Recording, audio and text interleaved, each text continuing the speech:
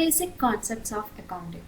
നമുക്ക് അക്കൗണ്ടിങ്ങിന് കുറച്ച് കോൺസെപ്റ്റ്സ് വരുന്നുണ്ട്. അതിൽ ഏറ്റവും സിമ്പിളായിട്ടുള്ള കോൺസെപ്റ്റാണ് ബിസിനസ് എൻറ്റിറ്റി കോൺസെപ്റ്റ്.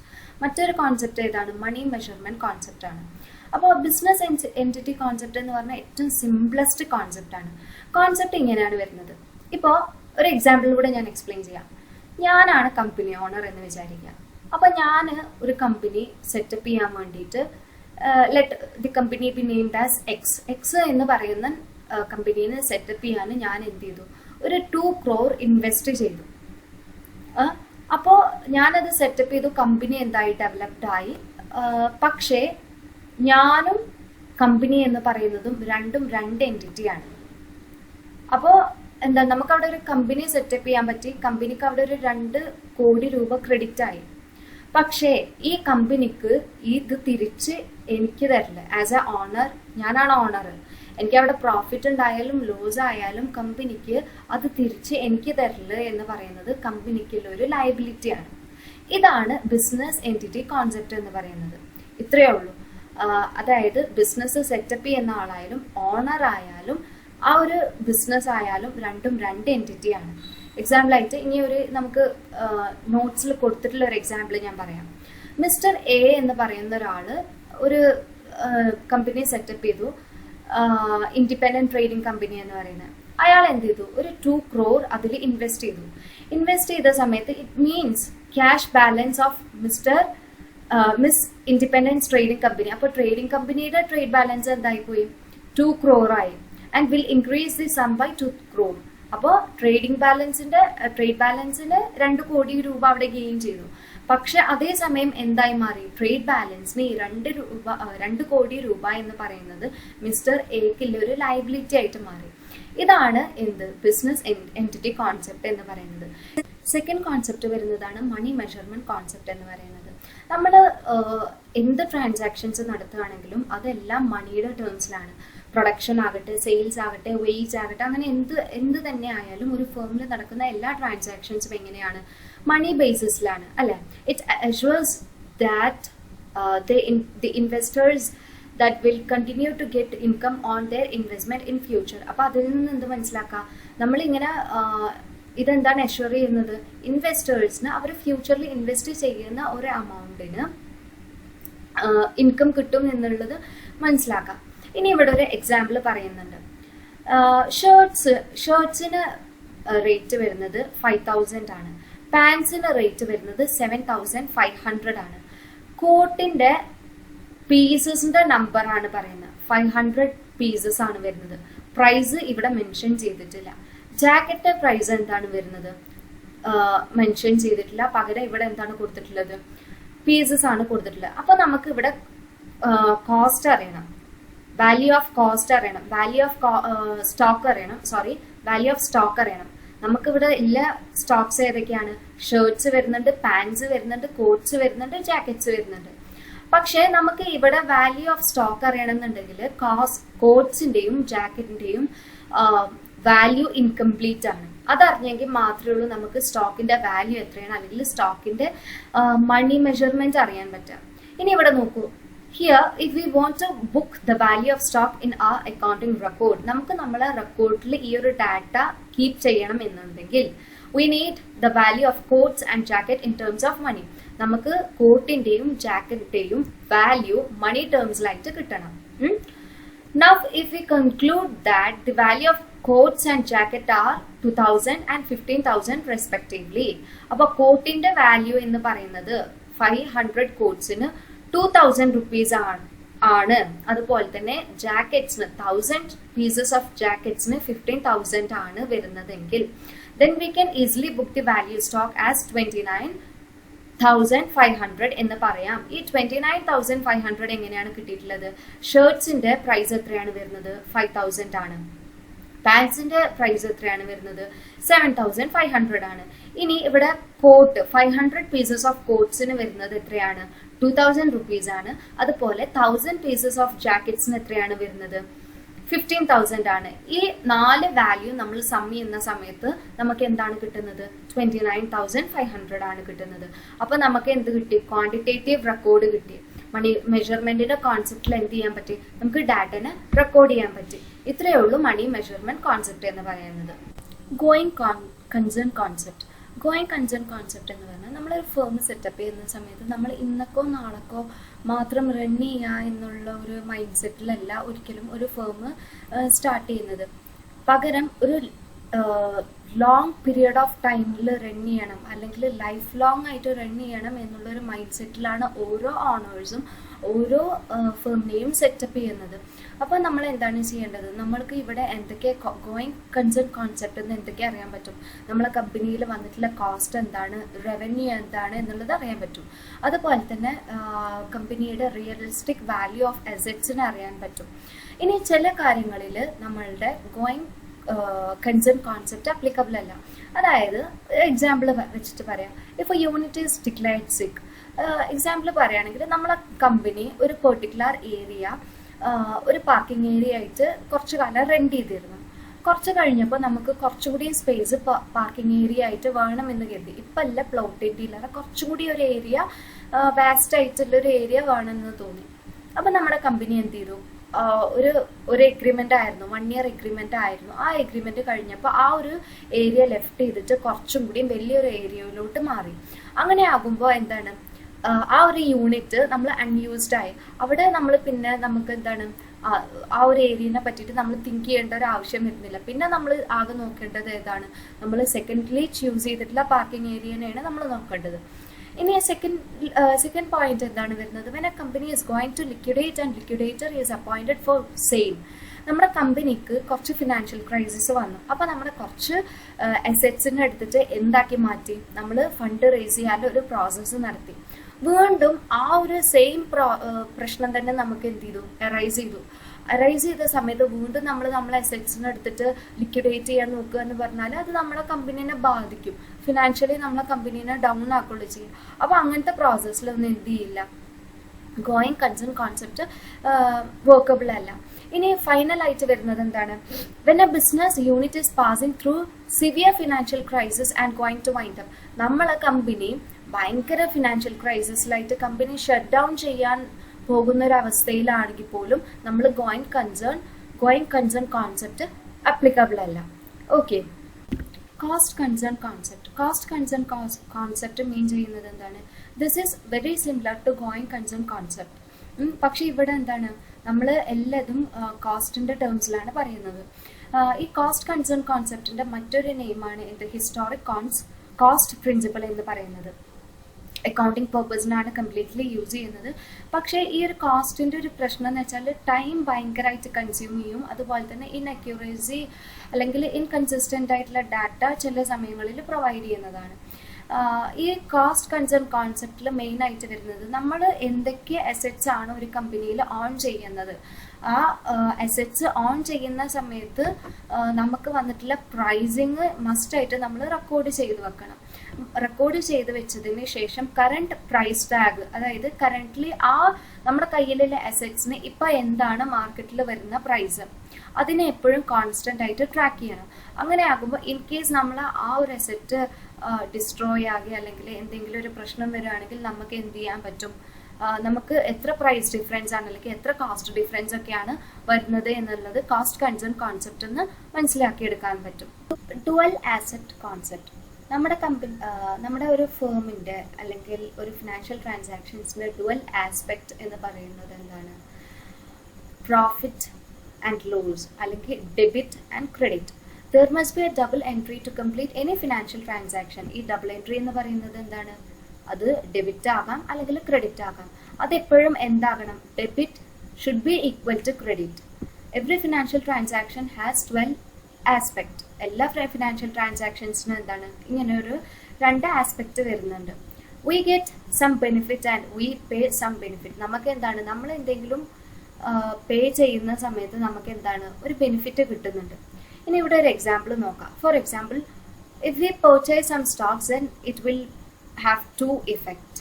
നമ്മൾ എന്തെങ്കിലും ഒരു സ്റ്റോക്ക് പർച്ചേസ് ചെയ്യുന്ന സമയത്ത് ഇവിടെ 2 ഇഫക്റ്റ് ആണ് വരിക. The value of stock will increase. നമ്മൾ പർച്ചേസ് ചെയ്യുമ്പോൾ എന്താണ്? നമുക്ക് വാല്യൂ കൂടുകയാണ്, സ്റ്റോക്കിന്റെ വാല്യൂ കൂടുകയാണ്. അതായത് നമ്മൾ അവിടെ ഒരു ബെനിഫിറ്റ്, ഒരു സെയിം അമൗണ്ടിന് വരുന്ന ഒരു ബെനിഫിറ്റ് ഗെയിൻ ചെയ്യാണ്. And it will increase our liability. പക്ഷെ അവിടെ എന്താണ്, നമ്മുടെ ലയബിലിറ്റി കൂടി കൂട്ടുകയാണ് ചെയ്യുന്നത്. ഇനി ഒരു ട്രാൻസാക്ഷൻ നടക്കുകയാണ്, purchase of stocks of for 25,000. നമ്മൾ 25,000 രൂപക്ക് ഒരു സാധനം വാങ്ങിയിട്ടുണ്ട്. അപ്പൊ നമ്മുടെ സ്റ്റോക്ക് ഇവിടെ എത്ര രൂപയ്ക്ക് ഇൻക്രീസ് ചെയ്തു? 25,000 ഇൻക്രീസ് ചെയ്തു. അതായത് നമ്മൾ എടുക്കുക എന്ന് പറയുമ്പോൾ എന്താണ്, ഡെബിറ്റ് ചെയ്യാണ് ചെയ്യുന്നത്. 25 റുപ്പീസിന് നമ്മൾ പർച്ചേസ് ചെയ്തപ്പോൾ നമുക്ക് എന്താണ്, സ്റ്റോക്ക് കിട്ടി. പക്ഷെ ഇവിടെ എന്താണ്, 25,000 റുപ്പീസ് നമ്മളുടെ ഡെബിറ്റ് ആയി. ഇനി cash will be decreased by 25,000. അപ്പൊ നമുക്ക് എന്താണ് വന്നിട്ടുള്ളത്, അവിടെ ക്യാഷ് ഡെബിറ്റ് ചെയ്തപ്പോൾ അത് ഡിക്രീസ് ചെയ്യാണ് ചെയ്തിട്ടുള്ളത്, ഡിക്രീസസ് ഇൻ ഡെപ്ത്. അപ്പോൾ അത് ഡെപ്തിൽ എന്താണ്, ഡിക്രീസ് ചെയ്തു. ഓർ എന്ത് പറയാ, creditor will increase by 25,000, increase in credit balance. അപ്പൊ നമുക്ക് എന്താണ്, അത് ക്രെഡിറ്ററിനെ സംബന്ധിച്ച് എന്താണ്, അയാൾക്കൊരു ബെനിഫിറ്റ് ആണ്. 25,000 എന്ന് പറയുന്നത്, നമ്മളൊരു സ്റ്റോക്ക് പർച്ചേസ് ചെയ്യുമ്പോൾ അയാൾക്ക് 25,000 കിട്ടുക എന്ന് പറയുമ്പോൾ അത് അവർക്കുള്ള ഒരു ക്രെഡിറ്റ് ആണ്. നമുക്ക് എന്താണ് വരുന്നത്, നമുക്കൊരു ലയബിലിറ്റി ആയിട്ടാണ് വരുന്നത്. ഇതാണ് ഡുവൽ ആസെറ്റ് കോൺസെപ്റ്റ് എന്ന് പറയുന്നത്. നെക്സ്റ്റ് കോൺസെപ്റ്റ് ആണ് accounting period concept. Accounting period concept നമ്മുടെ ഗോയിങ് കൺസേൺ കോൺസെപ്റ്റിനായിട്ട് സിമിലർ ആണ്. നമ്മൾ നേരത്തെ ഡിസ്കസ് ചെയ്തിട്ടുണ്ടായിരുന്നു, നമ്മളൊരു ബിസിനസ് സെറ്റപ്പ് ചെയ്യുന്ന സമയത്ത് ഒരിക്കലും നമ്മളതൊരു ഷോർട്ട് ടേമിൽ റൺ ചെയ്യണം എന്നുള്ള ബേസിസിലല്ല സെറ്റപ്പ് ചെയ്യുന്നത്. പകരം എന്താണ്, ഒരു ലോങ് ടേം എസംഷനിലാണ് നമ്മൾ റൺ ചെയ്യണം എന്ന് പ്ലാൻ ചെയ്യുന്നത് അല്ലേ. അപ്പോൾ അതുപോലെ തന്നെയാണ് അക്കൗണ്ടിങ് പീരിയഡ് കോൺസെപ്റ്റിലും പറയുന്നത്. To determine the profit or loss of a firm and ascertain financial position, profit and loss accounts, balance sheet are prepared at regular interval of time. നമ്മളെ കമ്പനി എത്രത്തോളം run ചെയ്യും എന്നുള്ളത് അറിയണം എന്നുണ്ടെങ്കിൽ നമ്മൾ ഓരോ പെർട്ടിക്കുലർ ഇന്റർവെൽ ഓഫ് ടൈമിലും എന്ത് ചെയ്യുന്നതാണ്, നമ്മുടെ കമ്പനിയുടെ പ്രോഫിറ്റും ലോസും ചെക്ക് ചെയ്യും. അതുപോലെ തന്നെ ഫിനാൻഷ്യൽ പൊസിഷൻസ് നോക്കും, ബാലൻസ് ഷീറ്റ് പ്രിപ്പയർ ചെയ്യും. ഇങ്ങനെയുള്ള എല്ലാ കാര്യങ്ങളും ചെയ്യുന്നതാണ്. Usually at the end of each year. ഇങ്ങനെയൊക്കെ ചെയ്യുന്നത് എപ്പോഴാണ്, നമ്മൾ ഒരു ഇയർ എൻഡിലാണ് ചെയ്യുന്നത്. This 1 year cycle is known as accounting period. ഇങ്ങനെ ചെയ്യുന്ന ഒരു പെർട്ടിക്കുലർ ഒരു സൈക്കിൾ വെക്കുകയാണ്, അല്ലെങ്കിൽ ഇത്ര ഒരു പീരിയഡിലാണ് ചെയ്യുന്നതെങ്കിൽ അങ്ങനെയുള്ള ഒരു പീരിയഡിനെ പറയുന്നതാണ് അക്കൗണ്ടിങ് പീരിയഡ് എന്നുള്ളത്. ഇനി അക്കൗണ്ടിങ് പീരിയഡിന്റെ ഈ ഒരു പേർപ്പസ് എന്താണ്, to take corrective measures in view the past performance, to nullify the effect of seasonal changes, to pay taxes. അതായത് പ്രീവിയസിൽ എങ്ങനെയാണ് നമ്മുടെ കമ്പനി പെർഫോം ചെയ്തത്, ഇനി എങ്ങനെയാണ് ഫ്യൂച്ചറിൽ നമ്മളെ കമ്പനീനെ പെർഫോം ചെയ്യിപ്പിക്കേണ്ടത് എന്നൊക്കെ നോക്കാനാണ് നമ്മൾ എന്ത് ചെയ്യുന്നത്, അക്കൗണ്ട് പീരിയഡ് കോൺസെപ്റ്റ് യൂസ് ചെയ്യുന്നത്. ഇനി ബേസ്ഡ് ഓൺ ദിസ് കോൺസെപ്റ്റ്, ഈ ഒരു കോൺസെപ്റ്റ് പ്രകാരം revenue expenditure and capital expenditure are segregated. Revenue എക്സ്പെൻഡിച്ചറിനെയും ക്യാപിറ്റൽ എക്സ്പെൻഡിച്ചറിനെയും നമ്മൾ രണ്ടാക്കിയിട്ട് മാറ്റും, ഡിവൈഡ് ചെയ്യും. സെഗ്രിഗേറ്റ് ചെയ്യുക എന്ന് പറഞ്ഞു കഴിഞ്ഞാൽ ഡിവൈഡ് ചെയ്യാം. Revenue expenditure are debited to profit. റവന്യൂവിന് നമ്മൾ എന്ത് ചെയ്യും, ഇപ്പൊ കമ്പനിക്ക് ഒരു പ്രോഫിറ്റ് ഉണ്ട്, ആ ഒരു പ്രോഫിറ്റിന് നമ്മൾ കമ്പനിയുടെ റവന്യൂവിനെ ഡെബിറ്റ് ചെയ്യും, മാറ്റി വെക്കും.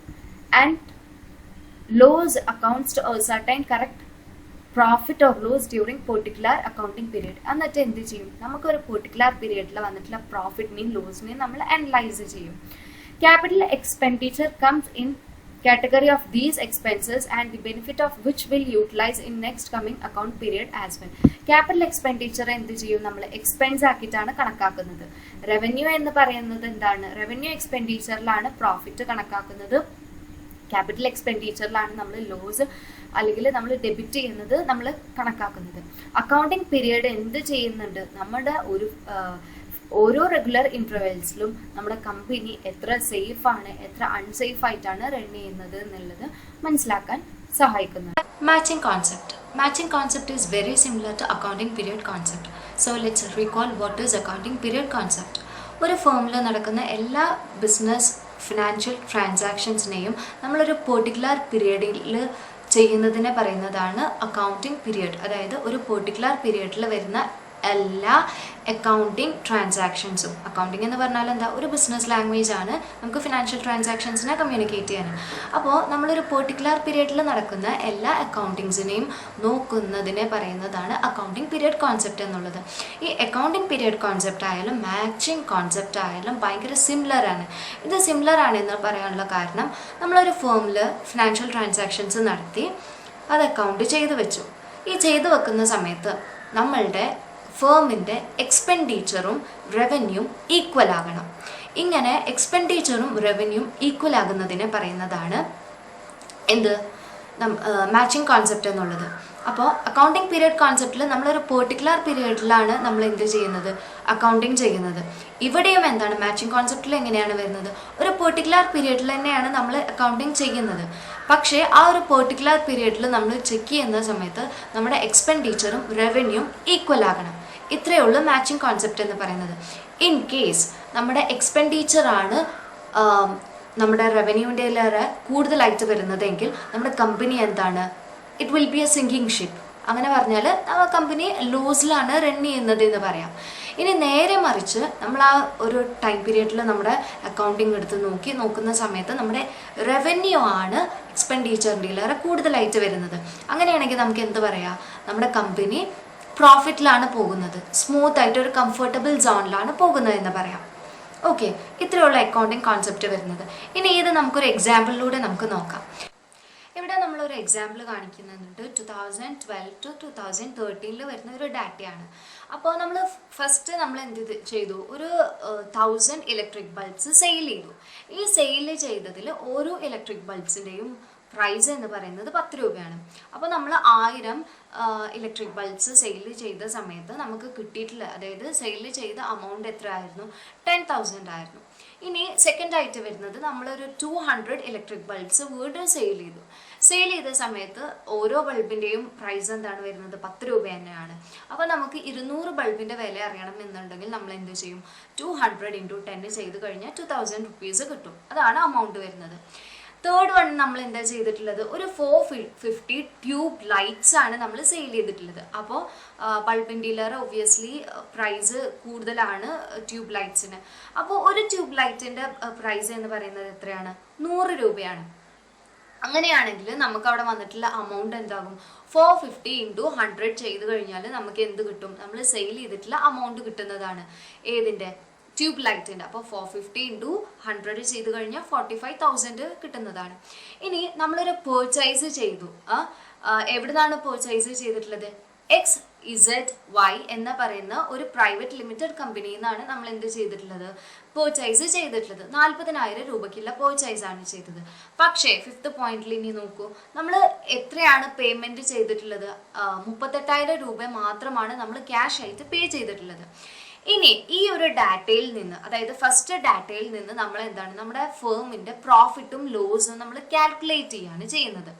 അപ്പോൾ നമ്മൾ ഇവിടെ ടോട്ടലായിട്ട് ബൾബ് എത്രയാണ് മേടിച്ചിട്ടുള്ളത്, 1000 ബൾബ് മേടിച്ചു, 10,000 രൂപ. രണ്ടാമത് സെയിൽസ് നടത്തിയിട്ടുള്ളത് എത്രയാണ്, 200 ബൾബാണ്, അതിന് 2000 രൂപ. അപ്പോൾ ബൾബിന്റെ ടോട്ടൽ മാത്രം എടുത്ത് നോക്കുക, സെയിൽസ് എത്ര നടത്തിയെന്നുള്ളതിന്. അപ്പോൾ നമുക്ക് ഇവിടെ 12,000 കിട്ടി. ഈ 12,000 കിട്ടാൻ കാരണം എന്താ, 10,000 + 2000, അപ്പോൾ 12,000 രൂപയാണ്. അതാണ് ഇവിടെ വരുന്ന എമൗണ്ട് എന്ന് പറയുന്നത്. ഇനി ട്യൂബിന്റെ മാത്രം പ്രൈസാണ് ഇവിടെ കൊടുത്തിട്ടുള്ളത്, എമൗണ്ട് കൊടുത്തിട്ടുള്ളത്. അത് എത്രയായി, 45,000 ആയി. ട്യൂബിന്, അതായത് 450 ട്യൂബിന് എത്ര രൂപ വെച്ചിട്ടാണ് വരുന്നത്, 100 രൂപ വെച്ചിട്ടാണ് വരുന്നത്. അപ്പോൾ 45,000 ആകും. ഈ 45,000 ആണ് എവിടെ കൊടുത്തിട്ടുള്ളത്, ട്യൂബിന്റെ എമൗണ്ട് ആക്കി കൊടുത്തിട്ടുള്ളത്. ഇനി നമുക്ക് എന്തറിയണം, സെയിൽസ് ആണ്. അപ്പോൾ ടോട്ടൽ സെയിൽസ് എത്ര നടന്നു എന്ന് അറിയണം എന്നുണ്ടെങ്കിൽ 12,000 + 45,000 ചെയ്ത് കഴിഞ്ഞാൽ നമുക്ക് എത്ര സെയിൽസ് എമൗണ്ട് കിട്ടും, 57,000 കിട്ടുന്നതാണ്. ഇനി നമ്മൾ എന്തൊക്കെയാണ് പേർച്ചേസ് ചെയ്തിട്ടുള്ളത് എന്ന് നമുക്ക് അറിയണം. നമ്മൾ ഇത് എന്തിനാണ് കാൽക്കുലേറ്റ് ചെയ്യുന്നത്, ഫേമിന്റെ പ്രോഫിറ്റും ലോസും അനലൈസ് ചെയ്യാൻ വേണ്ടിയിട്ടാണ്. അപ്പോൾ നമ്മളിവിടെ പേർച്ചേസ് ചെയ്തിട്ടുള്ളത് 40,000-നാണ്. ആ 40,000 എന്ത് ചെയ്യും, നമ്മൾ ഇവിടെ കൊടുക്കും. ഇനി ഫ്രൈറ്റ് ചാർജസ് വരുന്നുണ്ട്, അത് 5,000 ആണ് വരുന്നത്. പിന്നെ നമുക്ക് ഇലക്ട്രിസിറ്റി എക്സ്പെൻസസ് വരുന്നുണ്ട്, അത് എത്രയാണ് വരുന്നത്, 1,500 ആണ് വരുന്നത്. പിന്നെ ഔട്ട്സ്റ്റാൻഡിങ് എക്സ്പെൻസ് വരുന്നുണ്ട്. ഔട്ട്സ്റ്റാൻഡിങ് എക്സ്പെൻസ് എന്ന് പറയുന്നത് നമ്മൾ ഒരു ബെനിഫിറ്റ് എടുത്തിട്ടുണ്ട്, എക്സ്റ്റേണൽ ആയിട്ട് ഒരു ബെനിഫിറ്റ് എടുത്തിട്ടുണ്ട്. പക്ഷേ നമ്മൾ അതിന്റെ പേയ്മെന്റ് ചെയ്തിട്ടില്ല. അതാണ് ഔട്ട്സ്റ്റാൻഡിങ് എക്സ്പെൻസസ് എന്ന് പറയുന്നത്. എക്സാമ്പിൾ ആയിട്ട് പറയുകയാണെങ്കിൽ നമ്മളിപ്പോൾ ഒരു റൂം റെന്റ് ചെയ്തിട്ടുണ്ട്, അല്ലെങ്കിൽ എന്തെങ്കിലും ഒരു സർവീസ് അഡോപ്റ്റ് ചെയ്തിട്ടുണ്ട്. അഡോപ്റ്റ് ചെയ്യുക എന്ന് പറയുമ്പോൾ നമ്മൾ അവിടെ ആ സർവീസിന്റെ ബെനിഫിറ്റ് നമ്മൾ എടുത്തിട്ടുണ്ട്, പക്ഷെ അതിന്റെ പേയ്മെന്റ് നമ്മൾ കൊടുത്തിട്ടില്ല. അങ്ങനെയുള്ള എക്സ്പെൻസസിന് പറയുന്നതാണ് ഔട്ട്സ്റ്റാൻഡിങ് എക്സ്പെൻസ് എന്നുള്ളത്. അപ്പോൾ 1000 rupees നമുക്ക് എന്ത് വരുന്നുണ്ട്? ഔട്ട്സ്റ്റാൻഡിങ് എക്സ്പെൻസസ് ആയിട്ട് വരുന്നുണ്ട്. അപ്പോൾ നമ്മൾ എന്ത് ചെയ്യും? നമ്മൾ ഈ ലെസ് ചെയ്യേണ്ട കാര്യങ്ങൾ എന്ത് ചെയ്യാണ്? നമ്മൾ ആഡ് ചെയ്യും. അപ്പോൾ 40,000 പ്ലസ് 5,000 പ്ലസ് 1,500 പ്ലസ് 1,000 ചെയ്യുമ്പോൾ നമുക്ക് എന്ത് കിട്ടും? 47,500 കിട്ടും. ഇനി നമുക്ക് നമ്മുടെ നെറ്റ് പ്രോഫിറ്റ് നമ്മൾ നോക്കണം. അതായത് പ്രോഫിറ്റ് ആണോ ലോസ് ആണോ ഉള്ളത് നോക്കണം. അപ്പോൾ നമുക്ക് ഇവിടെ സെയിൽസ് നടന്നിട്ടുള്ള എത്ര രൂപയ്ക്കാണ്? 57,000-നാണ് നമുക്ക് സെയിൽസ് നടന്നിട്ടുള്ളത്. നമുക്ക് പേ ചെയ്യാനുള്ളത് അല്ലെങ്കിൽ നമ്മളെ ലയബിലിറ്റി ആയിട്ട് ഇവിടെ വരുന്നത് എന്താണ്? 47,500 ആണ്. അപ്പോൾ നമ്മൾ എന്ത് ചെയ്യും? നമ്മളെ ടോട്ടൽസ് നമ്മൾ ഡിഫറൻസ് നോക്കും. അപ്പോൾ 57,000 മൈനസ് 47,500 ചെയ്യുമ്പോൾ നമ്മളെ നെറ്റ് പ്രോഫിറ്റ് എന്താണ് നമ്മൾക്ക് കിട്ടുന്നത്? 9,500 rupees ആണ് കിട്ടുന്നത്. അപ്പോൾ എന്താ? To match expenditure and revenue during same accounting period we add the credit purchase as well as outstanding expenses of accounting to ascertain the correct profit for the accounting period 12 to 13. 2012 to 13 ഇവർ correct ആയിട്ടുള്ള profit കിട്ടാൻ വേണ്ടിയിട്ട് അവിടെ വന്നിട്ടുള്ള എല്ലാ വരവ് ചെലവുകളും അതുപോലെ തന്നെ ബാക്കിയുള്ള എല്ലാ എക്സ്പെൻസസും, ഔട്ട്സ്റ്റാൻഡിങ് എക്സ്പെൻസസ് ആവട്ടെ അല്ലാതെ വരുന്ന എക്സ്പെൻസസ് ആകട്ടെ, എല്ലാതും കാൽക്കുലേറ്റ് ചെയ്തിട്ടുണ്ട്. അപ്പോൾ ഇവർക്ക് എന്ത് അനലൈസ് ചെയ്യാൻ പറ്റി?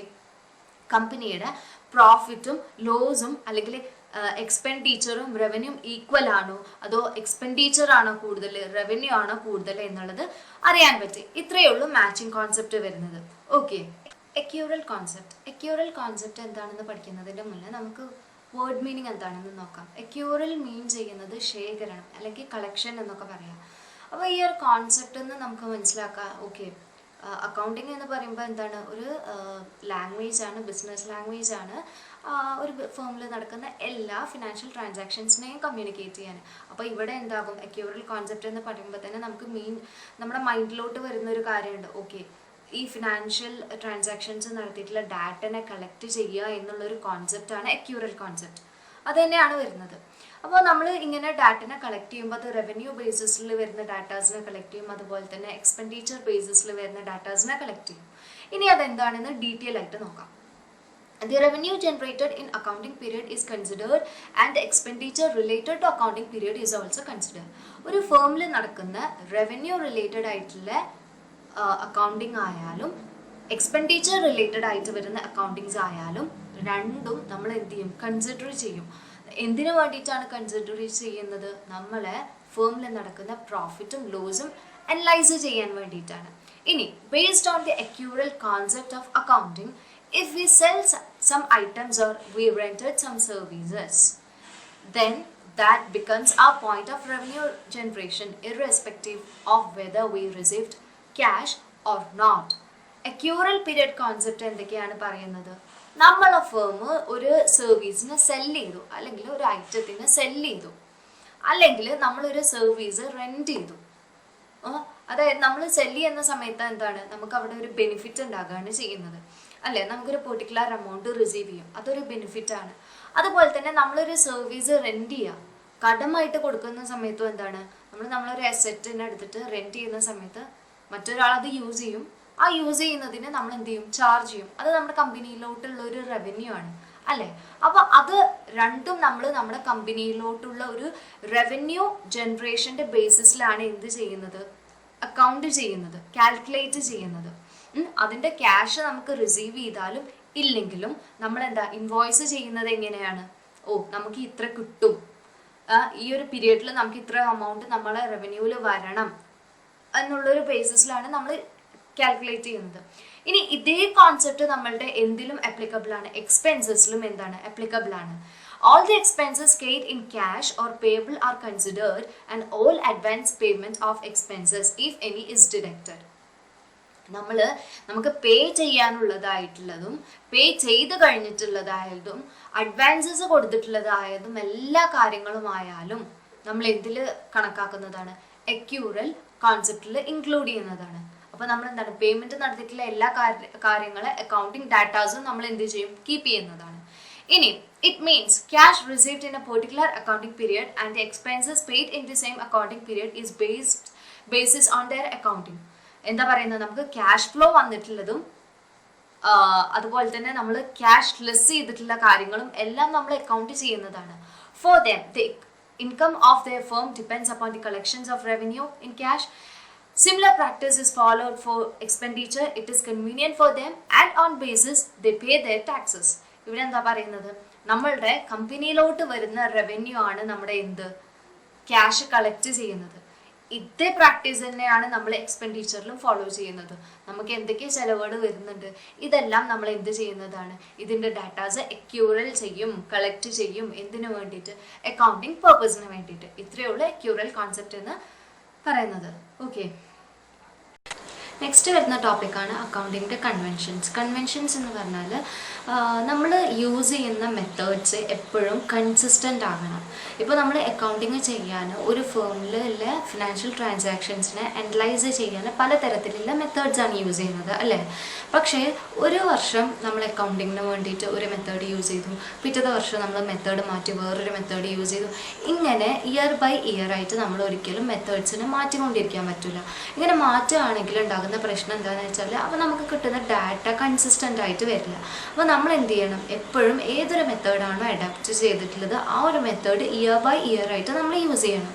ഈ ഇങ്ങനെ ഒരു കൺസിസ്റ്റൻസി നമ്മൾ കീപ്പ് ചെയ്യുകയാണെങ്കിൽ ഇതിൻ്റെ ഒരു അഡ്വാൻറ്റേജ് എന്ന് പറയുന്നത് നമുക്ക് നമ്മളെ ഇൻ്റർ ഫേമും ഇൻട്രാ ഫേമും തമ്മിലുള്ള മാറ്റങ്ങൾ എന്തൊക്കെയാണെന്ന് മനസ്സിലാക്കിയെടുക്കാൻ പറ്റും. പക്ഷേ ഇതുകൊണ്ട് ഈ ഒരു കൺസിസ്റ്റൻസി കീപ്പ് ചെയ്യുക എന്നുള്ളതുകൊണ്ട് ഇപ്പോൾ ബിസിനസ്സിൽ എന്തെങ്കിലും മാറ്റങ്ങൾ വന്നു അപ്പോൾ ഈ പഴയ അഡോപ്റ്റ് ചെയ്ത മെത്തേഡ് മാത്രമേ യൂസ് ചെയ്യാൻ പറ്റൂ, അങ്ങനെയല്ല. ബിസിനസ്സിൽ നമ്മൾ ഏതാണോ തുടർന്നുകൊണ്ടിരുന്നത് അത് തുടരുന്നതാണ് നല്ലത്. പക്ഷെ ചില ടൈമിൽ നമ്മൾ പുതിയ കണ്ടുപിടുത്തങ്ങളൊക്കെ വരുമ്പോൾ ചിലപ്പോൾ പഴയത് നമ്മൾ അവിടെ നെഗ്ലക്റ്റ് ചെയ്യും. അപ്പോൾ അങ്ങനെ പുതിയതിലോട്ട് മാറുന്ന സമയത്ത്, ബിസിനസ് പുതിയൊരു സ്റ്റെപ്പിലോട്ട് മാറുന്ന സമയത്ത് അപ്പോഴും നമ്മൾ പഴയതല്ല യൂസ് ചെയ്യേണ്ടത്. അപ്പോൾ നമുക്ക് എന്ത് ചെയ്യാൻ പറ്റും, അതിനനുസരിച്ചിട്ട് അപ്ഡേഷൻ വരുത്താൻ പറ്റും. പക്ഷെ ആ അപ്ഡേറ്റ് ചെയ്തതിനെ പിന്നെ എന്ത് ചെയ്യണം, കൺസിസ്റ്റൻ്റ് ആയിട്ട് യൂസ് ചെയ്യണം. ഇതാണ് കൺവെൻഷൻ ഓഫ് കൺസിസ്റ്റൻസി എന്ന് മീൻ ചെയ്യുന്നത്. ഓക്കെ, കൺവെൻഷൻ ഓഫ് ഡിസ്ക്ലോഷർ എന്ന് മീൻ ചെയ്യുന്നത് നമ്മളൊരു ഫേമിൽ പലതരത്തിലുള്ള ട്രാൻസാക്ഷൻസ് നടത്തും. അതുപോലെ തന്നെ നമ്മൾ പലതരത്തിലുള്ള ഫണ്ട് നമ്മൾ ആക്സെപ്റ്റ് ചെയ്യുന്നതാണ് അല്ലേ. ഇപ്പോൾ നമ്മൾ ഇൻവെസ്റ്റേഴ്സിൻ്റെ അടുത്ത് നിന്ന് എടുക്കും, ക്രെഡിറ്റേഴ്സിൻ്റെ അടുത്ത് നിന്ന് എടുക്കും, വേറെ വല്ല ഓർഗനൈസേഷൻ്റെ അടുത്ത് നിന്ന് എടുക്കും. അങ്ങനെ പലതരത്തിലും എന്ത് ചെയ്യും, നമ്മൾ ഫണ്ട് ആക്സെപ്റ്റ് ചെയ്യുന്നതാണ്. ഈ ആക്സെപ്റ്റ് ചെയ്യുന്ന സമയത്തോ അല്ലെങ്കിൽ വേറെ എന്തെങ്കിലും തരത്തിൽ നമ്മൾ ഫണ്ട് യൂസ് ചെയ്യുക എന്തോ ആകട്ടെ, നമ്മൾ കമ്പനിയുടെ കാര്യങ്ങൾ മറ്റൊരാളുമായിട്ട് ഡിസ്ക്ലോസ് ചെയ്യാതിരിക്കുക. അതായത് നമ്മൾ എന്തിനാണോ പുറമേ നിന്ന് ഒരാളെ നമ്മൾ കോണ്ടാക്ട് ചെയ്യുന്നത് അല്ലെങ്കിൽ കമ്മ്യൂണിക്കേറ്റ് ചെയ്യുന്നത്, അയാളോട് ആ ഒരു കമ്മ്യൂണിക്കേറ്റ് ചെയ്യുന്ന കാര്യത്തിനെ പറ്റിയിട്ട് മാത്രം സംസാരിക്കുക. അല്ലാതെ കമ്പനിയിൽ എത്ര എംപ്ലോയീസ് ഉണ്ട്, ഇന്ന എംപ്ലോയിയും എന്ത് ടാസ്ക്കാണ് ചെയ്യുന്നത്, അവർക്ക് എത്രയാണ് സാലറി കൊടുക്കുന്നത്, ഒന്നും ഇങ്ങനത്തെ കാര്യങ്ങളൊന്നും നമ്മൾ ഡിസ്ക്ലോസ് ചെയ്യേണ്ട ആവശ്യമില്ല. നേരെ മറിച്ച് ഇപ്പോൾ നമ്മളൊരു ബാങ്കിനെ അപ്രോച്ച് ചെയ്തു, നമ്മുടെ കമ്പനിക്ക് ഇത്ര രൂപയുടെ ഒരു ലോൺ ആവശ്യമുണ്ട്. അപ്പോൾ ആ ബാങ്കിന് കൊടുക്കേണ്ട ഡോക്യുമെൻറ്റ്സ് മാത്രം നമ്മൾ അവിടെ കൊടുത്താൽ മതി. അല്ലാതെ നമ്മളെ കമ്പനിയുടെ ഒരു ഹിസ്റ്ററി അവിടെ പറഞ്ഞു കൊടുക്കേണ്ട ആവശ്യമില്ല. കമ്പനിക്ക് ആകെ ബാങ്കിൻ്റെ അടുത്ത് പറഞ്ഞു കൊടുക്കേണ്ട കാര്യം എന്താണ്, നമ്മളെ ഫിനാൻഷ്യൽ സ്റ്റാറ്റസ് എന്താണ്, നമ്മൾ സ്മൂത്ത് ആയിട്ടാണോ പോകുന്നത്, അതായത് ഒരു കംഫർട്ടബിൾ സോണിലാണോ പോകുന്നത്, അല്ലെങ്കിൽ നമുക്ക് പ്രോഫിറ്റ് ഇല്ലാതെ വെറും നഷ്ടത്തിലാണോ പോകുന്നത്, അല്ലെങ്കിൽ പ്രോഫിറ്റ് ലോസ് മാച്ചിങ് കോൺസെപ്റ്റിലാണോ പോകുന്നത്. ഇങ്ങനെയൊക്കെയുള്ള കാര്യങ്ങളൊക്കെയാണ് ബാങ്കിനോട് ഡിസ്ക്ലോസ് ചെയ്യേണ്ടത്. അല്ലാതെ നമ്മുടെ കമ്പനിയിൽ ആരുള്ളത്, എങ്ങനെയാണ് പോകുന്നത്, എത്രയാണ് സാലറി വരുന്നത്, ഇങ്ങനത്തെ കാര്യങ്ങളൊന്നും ഡിസ്ക്ലോസ് ചെയ്യേണ്ട ആവശ്യമില്ല. അതാണ് കൺവെൻഷൻ ഓഫ് ഡിസ്ക്ലോഷർ എന്ന് മീൻ ചെയ്യുന്നത്. ഇനി നെക്സ്റ്റ് വരുന്നതാണ് convention of materiality. Convention of materiality എന്ന് പറഞ്ഞാൽ നമ്മൾ ഇപ്പോൾ ട്രാൻസാക്ഷൻസ് ഒക്കെ നടത്തിയതിന് ശേഷം ഇതൊക്കെ ഇങ്ങനെ കാൽക്കുലേറ്റ് ചെയ്യുന്ന സമയത്ത് കുറേ കാൽക്കുലേഷൻസ് നടത്തി. അപ്പോൾ നമ്മളൊരു ആ ഒരു അക്കൗണ്ടിങ് പീരീഡ് എടുത്ത് കാൽക്കുലേഷൻ ചെയ്ത് കഴിഞ്ഞതിന് ശേഷം നമ്മൾ അക്കൗണ്ടൻറ്റിന് കിട്ടിയിട്ടുള്ള ഒരു വാല്യൂ എന്ന് പറയുന്നത് 40,55,30 എന്നുള്ളൊരു വാല്യൂ ആണ് കിട്ടിയത് എന്ന് കരുതുക, കമ്പനിയുടെ പ്രോഫിറ്റ് എന്ന് പറയുന്നത്. അപ്പോൾ നമ്മൾ ഇത് അക്കൗണ്ടിങ് സ്റ്റേറ്റ്മെൻറ്റിൽ കാണിക്കുന്ന സമയത്ത് ഈ 30 പൈസ എന്നുള്ളത് അക്കൗണ്ടൻറ്റിന് അത് മെറ്റീരിയലിസ്റ്റിക് വാല്യൂ ആണെന്ന് തോന്നുകയാണെങ്കിൽ മാത്രം അത് കാണിച്ചാൽ മതി. അല്ലെങ്കിൽ എന്ത് ചെയ്യാൻ പറ്റും? നെഗ്ലക്റ്റ് ചെയ്യാൻ പറ്റും. ഇപ്പം നമ്മളൊരു പർച്ചേസ് നടത്തി, ഒരു സ്റ്റോക്ക് പർച്ചേസ് നടത്തുന്ന സമയത്ത് സ്റ്റോക്കിന് വാല്യൂ വരുന്നത് ആ ഒരു പ്രൊഡക്റ്റിൻ്റെ പ്രൈസ് എന്ന് പറയുന്നത് പെർ പീസിന് 100 രൂപ 50 പൈസയാണെങ്കിൽ അവിടെ 50 പൈസ നമ്മൾ മെറ്റീരിയൽ ഫാക്റ്റായിട്ട് കണക്കാക്കും. കാരണം നമ്മളൊരു 1000 സാധനം പർച്ചേസ് ചെയ്യുമ്പോൾ അവിടെ 100 രൂപ 50 പൈസ, ഈ 50 പൈസനെ നെഗ്ലക്റ്റ് ചെയ്യുന്ന സമയത്ത് നമുക്ക് അവിടെ വലിയൊരു നഷ്ടം വരികയാണ് ചെയ്യുന്നത് അല്ലേ? പക്ഷെ നേരെ മറിച്ച് നമ്മൾ ലാസ്റ്റ് ഒക്കെ ചെയ്ത് കഴിഞ്ഞതിന് ശേഷം ഒരു 30 പൈസ എന്നുള്ളത് മാത്രമാണ് വരുന്നത്. അപ്പോൾ ആ ഒരു 30 പൈസ എന്ത് കാണിക്കണം എന്നില്ല, ആ ഒരു അക്കൗണ്ടിങ് പീരീഡിലുള്ള മെറ്റീരിയലായിട്ട് കാണിക്കണം എന്നില്ല. ഇതാണ് കൺവെൻഷൻ ഓഫ് മെറ്റീരിയാലിറ്റി എന്ന് മീൻ ചെയ്യുന്നത്. കൺസർവേഷൻ ഓർ പ്രൂഡൻസ്, ഇത് ഈ ഒരു കോൺസെപ്റ്റ് എക്സ്പ്ലെയിൻ ചെയ്യുന്നത് നമ്മൾ ഭയങ്കര സേഫായിട്ട് പ്ലേ ചെയ്യുക ഒരു ഫോമിൽ. അതായത് നമ്മളൊരു ബിസിനസ് സെറ്റപ്പ് ചെയ്യുന്ന സമയത്ത് നമുക്ക് ലാഭം വരാം, നഷ്ടം വരാം. പക്ഷെ നമുക്ക് നഷ്ടം വരുന്ന സമയത്ത് we should have some capital for backing our loss അല്ലേ? നമുക്ക് എന്തെങ്കിലും നഷ്ടം വരുമ്പോൾ നമുക്ക് ആ ഒരു നഷ്ടത്തിനെ ഒന്ന് പരിഹരിക്കാൻ വേണ്ടിയിട്ട് എന്തെങ്കിലും ഒരു ബാക്കപ്പ് ആയിട്ടുള്ള ഒരു ക്യാപിറ്റൽ വേണ്ട. അപ്പോൾ നമ്മൾ എന്ത് ചെയ്യും? ആ ഒരു രീതിയിൽ വെച്ചിട്ട് സേഫായിട്ട് പ്ലേ ചെയ്യും. അപ്പോൾ ഒരു പെർട്ടിക്കുലർ ഇയറിൽ നമ്മൾ എക്സ്പെക്റ്റ് ചെയ്തതിലേറിയോ അല്ലെങ്കിൽ പ്രോഫിറ്റ് ഉണ്ടാകുമ്പോൾ അതിലൊരു പെർസെൻറ്റേജ് ഓഫ് മണി നമ്മൾ എന്ത് ചെയ്യും? കൺസേർവ് ചെയ്ത് വെക്കും. അതായത് ഇപ്പോൾ ഇൻ കേസ് എന്തെങ്കിലും ഒരു കാലത്ത് നമുക്ക് എന്തെങ്കിലും ഒരു നഷ്ടം വന്നാൽ, കമ്പനി നഷ്ടത്തിൽ റൺ ചെയ്യുകയാണെങ്കിൽ നമുക്ക് എന്താണ്, ഇൻവെസ്റ്റേഴ്സിൻ്റെ കയ്യിൽ നിന്നോ അല്ലെങ്കിൽ ക്രെഡിറ്റേഴ്സിൻ്റെ കയ്യിൽ നിന്നോ ഒന്നും നമ്മൾ അമൗണ്ട് അഡോപ്റ്റ് ചെയ്യാതെ നമ്മൾ എന്ത് ചെയ്യാൻ നോക്കും? നമ്മളെ കയ്യിലുള്ള അമൗണ്ട് വെച്ചിട്ട് തന്നെ നമ്മുടെ പ്രോബ്ലം സോൾവ് ചെയ്യാൻ നോക്കുക. അതാണ് കൺസർവേഷൻ അല്ലെങ്കിൽ പ്രൂഡൻസ് എന്ന് മീൻ ചെയ്യുന്നത്. ഇവിടെ ഇപ്പോൾ ഒരു എക്സാമ്പിൾ നോക്കുകയാണെങ്കിൽ, if A purchases 1000 items at 80 per items and sells 900 items of them for 100 per item, when the market value of stock is 90 and condition, that is number 1 condition, and number 2 condition is 70 per item, then the profit from above transaction can be calculated as. എങ്ങനെയാണ്? നമ്മൾ A എന്ന് പറയുന്ന ഒരാൾ, അല്ലെങ്കിൽ പറയാം ഞാൻ എന്ത് ചെയ്തു, ഒരു 1000 ഐറ്റംസ് വാങ്ങി. ഞാൻ വാങ്ങുന്ന സമയത്ത് അതിൻ്റെ കോസ്റ്റ്, അതായത് ഞാനൊരു 100 ബൾബ് വാങ്ങി, 1000 ബൾബ് വാങ്ങി. വാങ്ങുന്ന സമയത്ത് ഈ ഒരു ബൾബിൻ്റെ വില എന്ന് പറയുന്നത് 80 രൂപയാണ്. ഓക്കെ, ഞാൻ വാങ്ങുന്ന സമയത്ത് 80 രൂപയാണ് ബൾബിൻ്റെ വില വരുന്നത്. ഇനി ഞാൻ അതിൽ 900 എന്ത് ചെയ്തു? 900 ബൾബ് അല്ലെങ്കിൽ എൻ്റെ ഐറ്റം ഞാൻ സെല്ല് ചെയ്തു. ഓക്കെ, ഞാൻ 900 ഐറ്റംസ് എന്ത് ചെയ്തിട്ടുണ്ട്? സെല്ല് ചെയ്ത സമയത്ത് അതിൽ ഒരു പീസിന് ഞാൻ കൊടുത്തിട്ടില്ല വില എന്ന് പറയുന്നത്, അതായത് ഞാൻ സെയിൽ ചെയ്ത റേറ്റ് എന്ന് പറയുന്നത് 100 റുപ്പീസാണ്. മനസ്സിലാകുന്നുണ്ടോ? ഞാൻ സെയിൽ ചെയ്തിട്ടുള്ള റേറ്റ് എന്ന് പറയുന്നത് എന്താണ്? 100 റുപ്പീസാണ്. അപ്പോൾ ഞാൻ പർച്ചേസ് ചെയ്ത ടൈമിൽ ഉണ്ടായിട്ടുള്ള പ്രൈസ് എന്ന് പറയുന്നത് 80 റുപ്പീസ് ആയിരുന്നു. ഞാൻ സെല്ല് ചെയ്തപ്പോൾ അത് 100 റുപ്പീസായി. അപ്പോൾ എനിക്ക് അവിടെ വന്നിട്ടുള്ള പ്രോഫിറ്റ് എന്ന് പറയുന്നത്, ഇങ്ങനെ പ്രോഫിറ്റ് നോക്കുകയാണെങ്കിൽ നമുക്ക് 20 വെച്ചിട്ടാണ്. പക്ഷേ നമുക്ക് 100 എണ്ണം കൂടി ബാക്കി വരുന്നുണ്ട്. നമ്മൾ 1000 ഐറ്റംസ് എടുത്തതിൽ 100 ഐറ്റംസും കൂടി നമുക്ക് ലെഫ്റ്റായി കിടക്കുന്നുണ്ട്, വിൽക്കാതെ ആയിട്ട് വെച്ചിട്ടുണ്ട്. ഇനി അപ്പോൾ ആദ്യത്തെ കണ്ടീഷനിൽ പറയാണ്, കണ്ടീഷൻ നമ്പർ 1 90 ആണ് വരുന്നത്, 90 റുപ്പീസും. കണ്ടീഷൻ നമ്പർ 2 പറയുന്നത് എന്താണ്? 70 റുപ്പീസുമാണ്. അങ്ങനെയാണെങ്കിൽ എങ്ങനെയാണ് ഇതിനെ കാൽക്കുലേറ്റ് ചെയ്യുക? ഇതിൻ്റെ ട്രാൻസാക്ഷൻസിനെ കാൽക്കുലേറ്റ് ചെയ്യുക. സെയിൽസ് വാല്യൂ എ കണ്ടീഷനിൽ നോക്കുകയാണെങ്കിൽ നമ്മൾ എന്ത് ചെയ്തു? 900 ഐറ്റംസിന് സെല്ല് ചെയ്തു. നമ്മൾ എടുത്ത സ്റ്റോക്കിൽ നിന്ന് 900 ഐറ്റംസിന് സെല്ല് ചെയ്തു. എത്ര രൂപക്കാണ് സെല്ല് ചെയ്തിട്ടുണ്ട്? 100 രൂപക്കാണ്. അപ്പോൾ 900 × 100 ചെയ്യുന്ന സമയത്ത് നമുക്ക് എന്ത് കിട്ടും? 90000 കിട്ടും. അതാണ് കണ്ടീഷൻ നമ്പർ 1ലും കണ്ടീഷൻ നമ്പർ 2ലും കിട്ടുന്നത്. ഇനി രണ്ടാമത് വരുന്നത് എന്താണ്? നമ്മൾ പർച്ചേസ് നടത്തിയത് നമ്മൾ എത്ര രൂപക്കാണ് വാങ്ങിയിട്ടുള്ളത്? നമ്മൾ വാങ്ങിയത് 80 രൂപക്കാണ്. എത്ര സാധനമാണ് വാങ്ങിയിട്ടുള്ളത്? 1000 ആണ്. അപ്പോൾ 1000 × 80 രൂപ ചെയ്യുമ്പോൾ 80,000 ആണ് വരുന്നത്. ഓക്കെ, ഇനി ഇവിടെ എന്താണ് ചെയ്യുന്നത്? നമ്മൾ വാങ്ങിയതിൻ്റെ കോസ്റ്റ് കുറക്കുകയാണ് ചെയ്യുന്നത്. ഇവിടെ ഒരു 8000 വരുന്നുണ്ട്, ഒരു 7000 വരുന്നുണ്ട്. അതായത് കണ്ടീഷൻ നമ്പർ 2 പ്രകാരം എന്താണ്? നമ്മൾ 70 റുപ്പീസായിട്ട് കൺസിഡർ ചെയ്തിട്ട് എന്ത് ചെയ്യും, മൈനസ് ചെയ്യും. മൈനസ് ചെയ്യുമ്പോൾ എന്ത് കിട്ടും, നമുക്ക് എന്ത് കിട്ടും, ഈ 80ൽ നിന്നാണ് നമ്മൾ വാങ്ങി, നമ്മൾ ഇപ്പോൾ ഒരു വർഷം ഞാൻ എന്ത് ചെയ്തു, 100 റുപ്പീസിന് ഞാൻ വിറ്റതിൻ്റെ ഫസ്റ്റ് ടൈം ഞാൻ വിറ്റത് 100 റുപ്പീസിനായിരുന്നു. സെക്കൻഡ് കണ്ടീഷനിൽ വന്നപ്പോൾ ഞാൻ എന്ത് ചെയ്തു, കുറച്ച് കാലം സ്റ്റോക്ക് എൻ്റെ കയ്യിലിരുന്ന് അതിൻ്റെ മാർക്കറ്റ് ഇടിഞ്ഞു പോയി.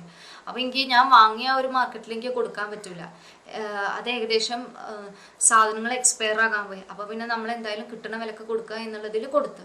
അപ്പോൾ സെക്കൻഡ് കണ്ടീഷനിൽ പറയുമ്പോൾ ഞാൻ എന്ത് ചെയ്തു, 70 രൂപക്ക് വെച്ചിട്ട് കൊടുത്ത്. ഞാൻ വാങ്ങിയ പൈസ എന്ന് പറയുന്നത് ഒരു ഐറ്റത്തിന് 80 രൂപയായിരുന്നു. അപ്പോൾ 80,000 ഒരു 100 ബാക്കി വരുന്നത്. അപ്പോൾ 70 × 100 എന്ന് പറയുമ്പോൾ 7000 രൂപ വരും അല്ലേ? അപ്പോൾ ഇവിടെ എന്തായിട്ട് മാറി, 7000 രൂപ നമുക്ക് കിട്ടി.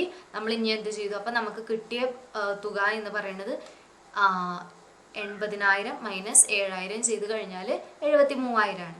ഇനി ഇവിടെ സെക്കൻഡ് കേസിൽ നോക്കുകയാണെങ്കിൽ, കണ്ടീഷൻ നമ്പർ 1 നോക്കുകയാണെങ്കിൽ, അല്ലെങ്കിൽ നമ്മൾ പേർച്ചേസ് ചെയ്ത് അല്ലെങ്കിൽ നമ്മൾ പേർച്ചേസ് ചെയ്ത് അതേ റേറ്റിനാണ് നമ്മൾ കൊടുക്കുന്നത് എന്ന് കരുതുക. നമുക്ക് ലെഫ്റ്റ് ആയിട്ടുള്ള 100 ഐറ്റംസും കൂടി നമ്മൾ എത്ര രൂപക്കാണ് നമ്മൾ വാങ്ങിയത്, ഒരു ലാഭമല്ല നഷ്ടമല്ല എന്നുള്ള ഒരു ഇതിൽ നോക്കുകയാണെങ്കിൽ നമ്മൾ എന്ത് ചെയ്യും, 8000 രൂപയായിട്ട് വരും. അതായത് 80 × 100 8000 രൂപ വരും അല്ലേ? അപ്പോൾ നമുക്ക് ഇവിടെ കിട്ടിയിട്ടുള്ള 80,000 ഉണ്ടല്ലോ, അതായത് നമ്മൾ പർച്ചേസ് ചെയ്ത കോസ്റ്റാണ് 80,000 എന്ന് പറയുന്നത്. 80,000 നിന്ന് 8000 മൈനസ് ചെയ്ത് കഴിഞ്ഞാൽ നമുക്ക് എന്ത് കിട്ടും, 72,000 കിട്ടും അല്ലേ? 72,000 രൂപയാണ് വരുന്നത്.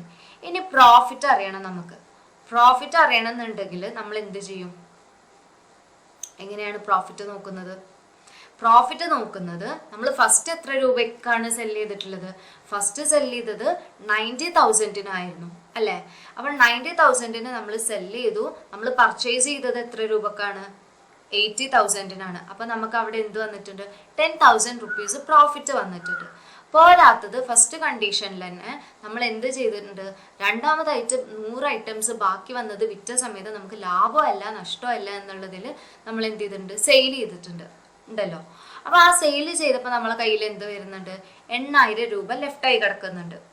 100 സാധനം ബാക്കി വന്നതിന് നമ്മൾ എന്ത് ചെയ്തു, നമ്മൾ പർച്ചേസ് ചെയ്ത് അതേ സ്റ്റോക്ക് വാല്യൂവിൽ തന്നെ സെല് ചെയ്തു. അപ്പോൾ 8000 രൂപ വരുന്നുണ്ട്. അപ്പോൾ നമ്മൾ എന്ത് ചെയ്യും, എൻ്റെ പ്രോഫിറ്റും അതുപോലെ തന്നെ ഈ 100, അതായത് 900 സാധനം വിറ്റപ്പോൾ നമുക്ക് കിട്ടിയത് 90,000 രൂപയും, പിന്നെ 100 സാധനം നമ്മൾ വിറ്റ സമയത്ത് നമുക്ക് കിട്ടിയിട്ടുള്ള വാല്യൂ എന്ന് പറയുന്നത് 8000 രൂപയാണ് കണ്ടീഷൻ 1-ൽ. അപ്പോൾ ഇതിൽ നമ്മൾ എന്ത് ചെയ്യും, 900 മൈനസ് 80,000, അതായത് 900 ഐറ്റംസ് വിറ്റപ്പോൾ കിട്ടിയിട്ടുള്ള പൈസയിൽ നിന്ന് നമ്മൾ പർച്ചേസ് ചെയ്ത പൈസ എന്ത് ചെയ്യും, മൈനസ് ചെയ്യും. ഓക്കെ, അപ്പോൾ ഇത് മൈനസ് ചെയ്യുന്ന സമയത്ത് ഇവിടെ എന്ത് വരും, ഒരു 10,000 രൂപ ബാക്കി വരും. പിന്നെ നമ്മൾ ആ 100 രൂപക്ക് വിറ്റിട്ടുള്ള സാധനത്തിൻ്റെ, അതായത് 100 ഐറ്റംസ് ലെഫ്റ്റ് ആയതിൻ്റെ ക്യാഷ് മാത്രമാണ് നോക്കുന്നത്.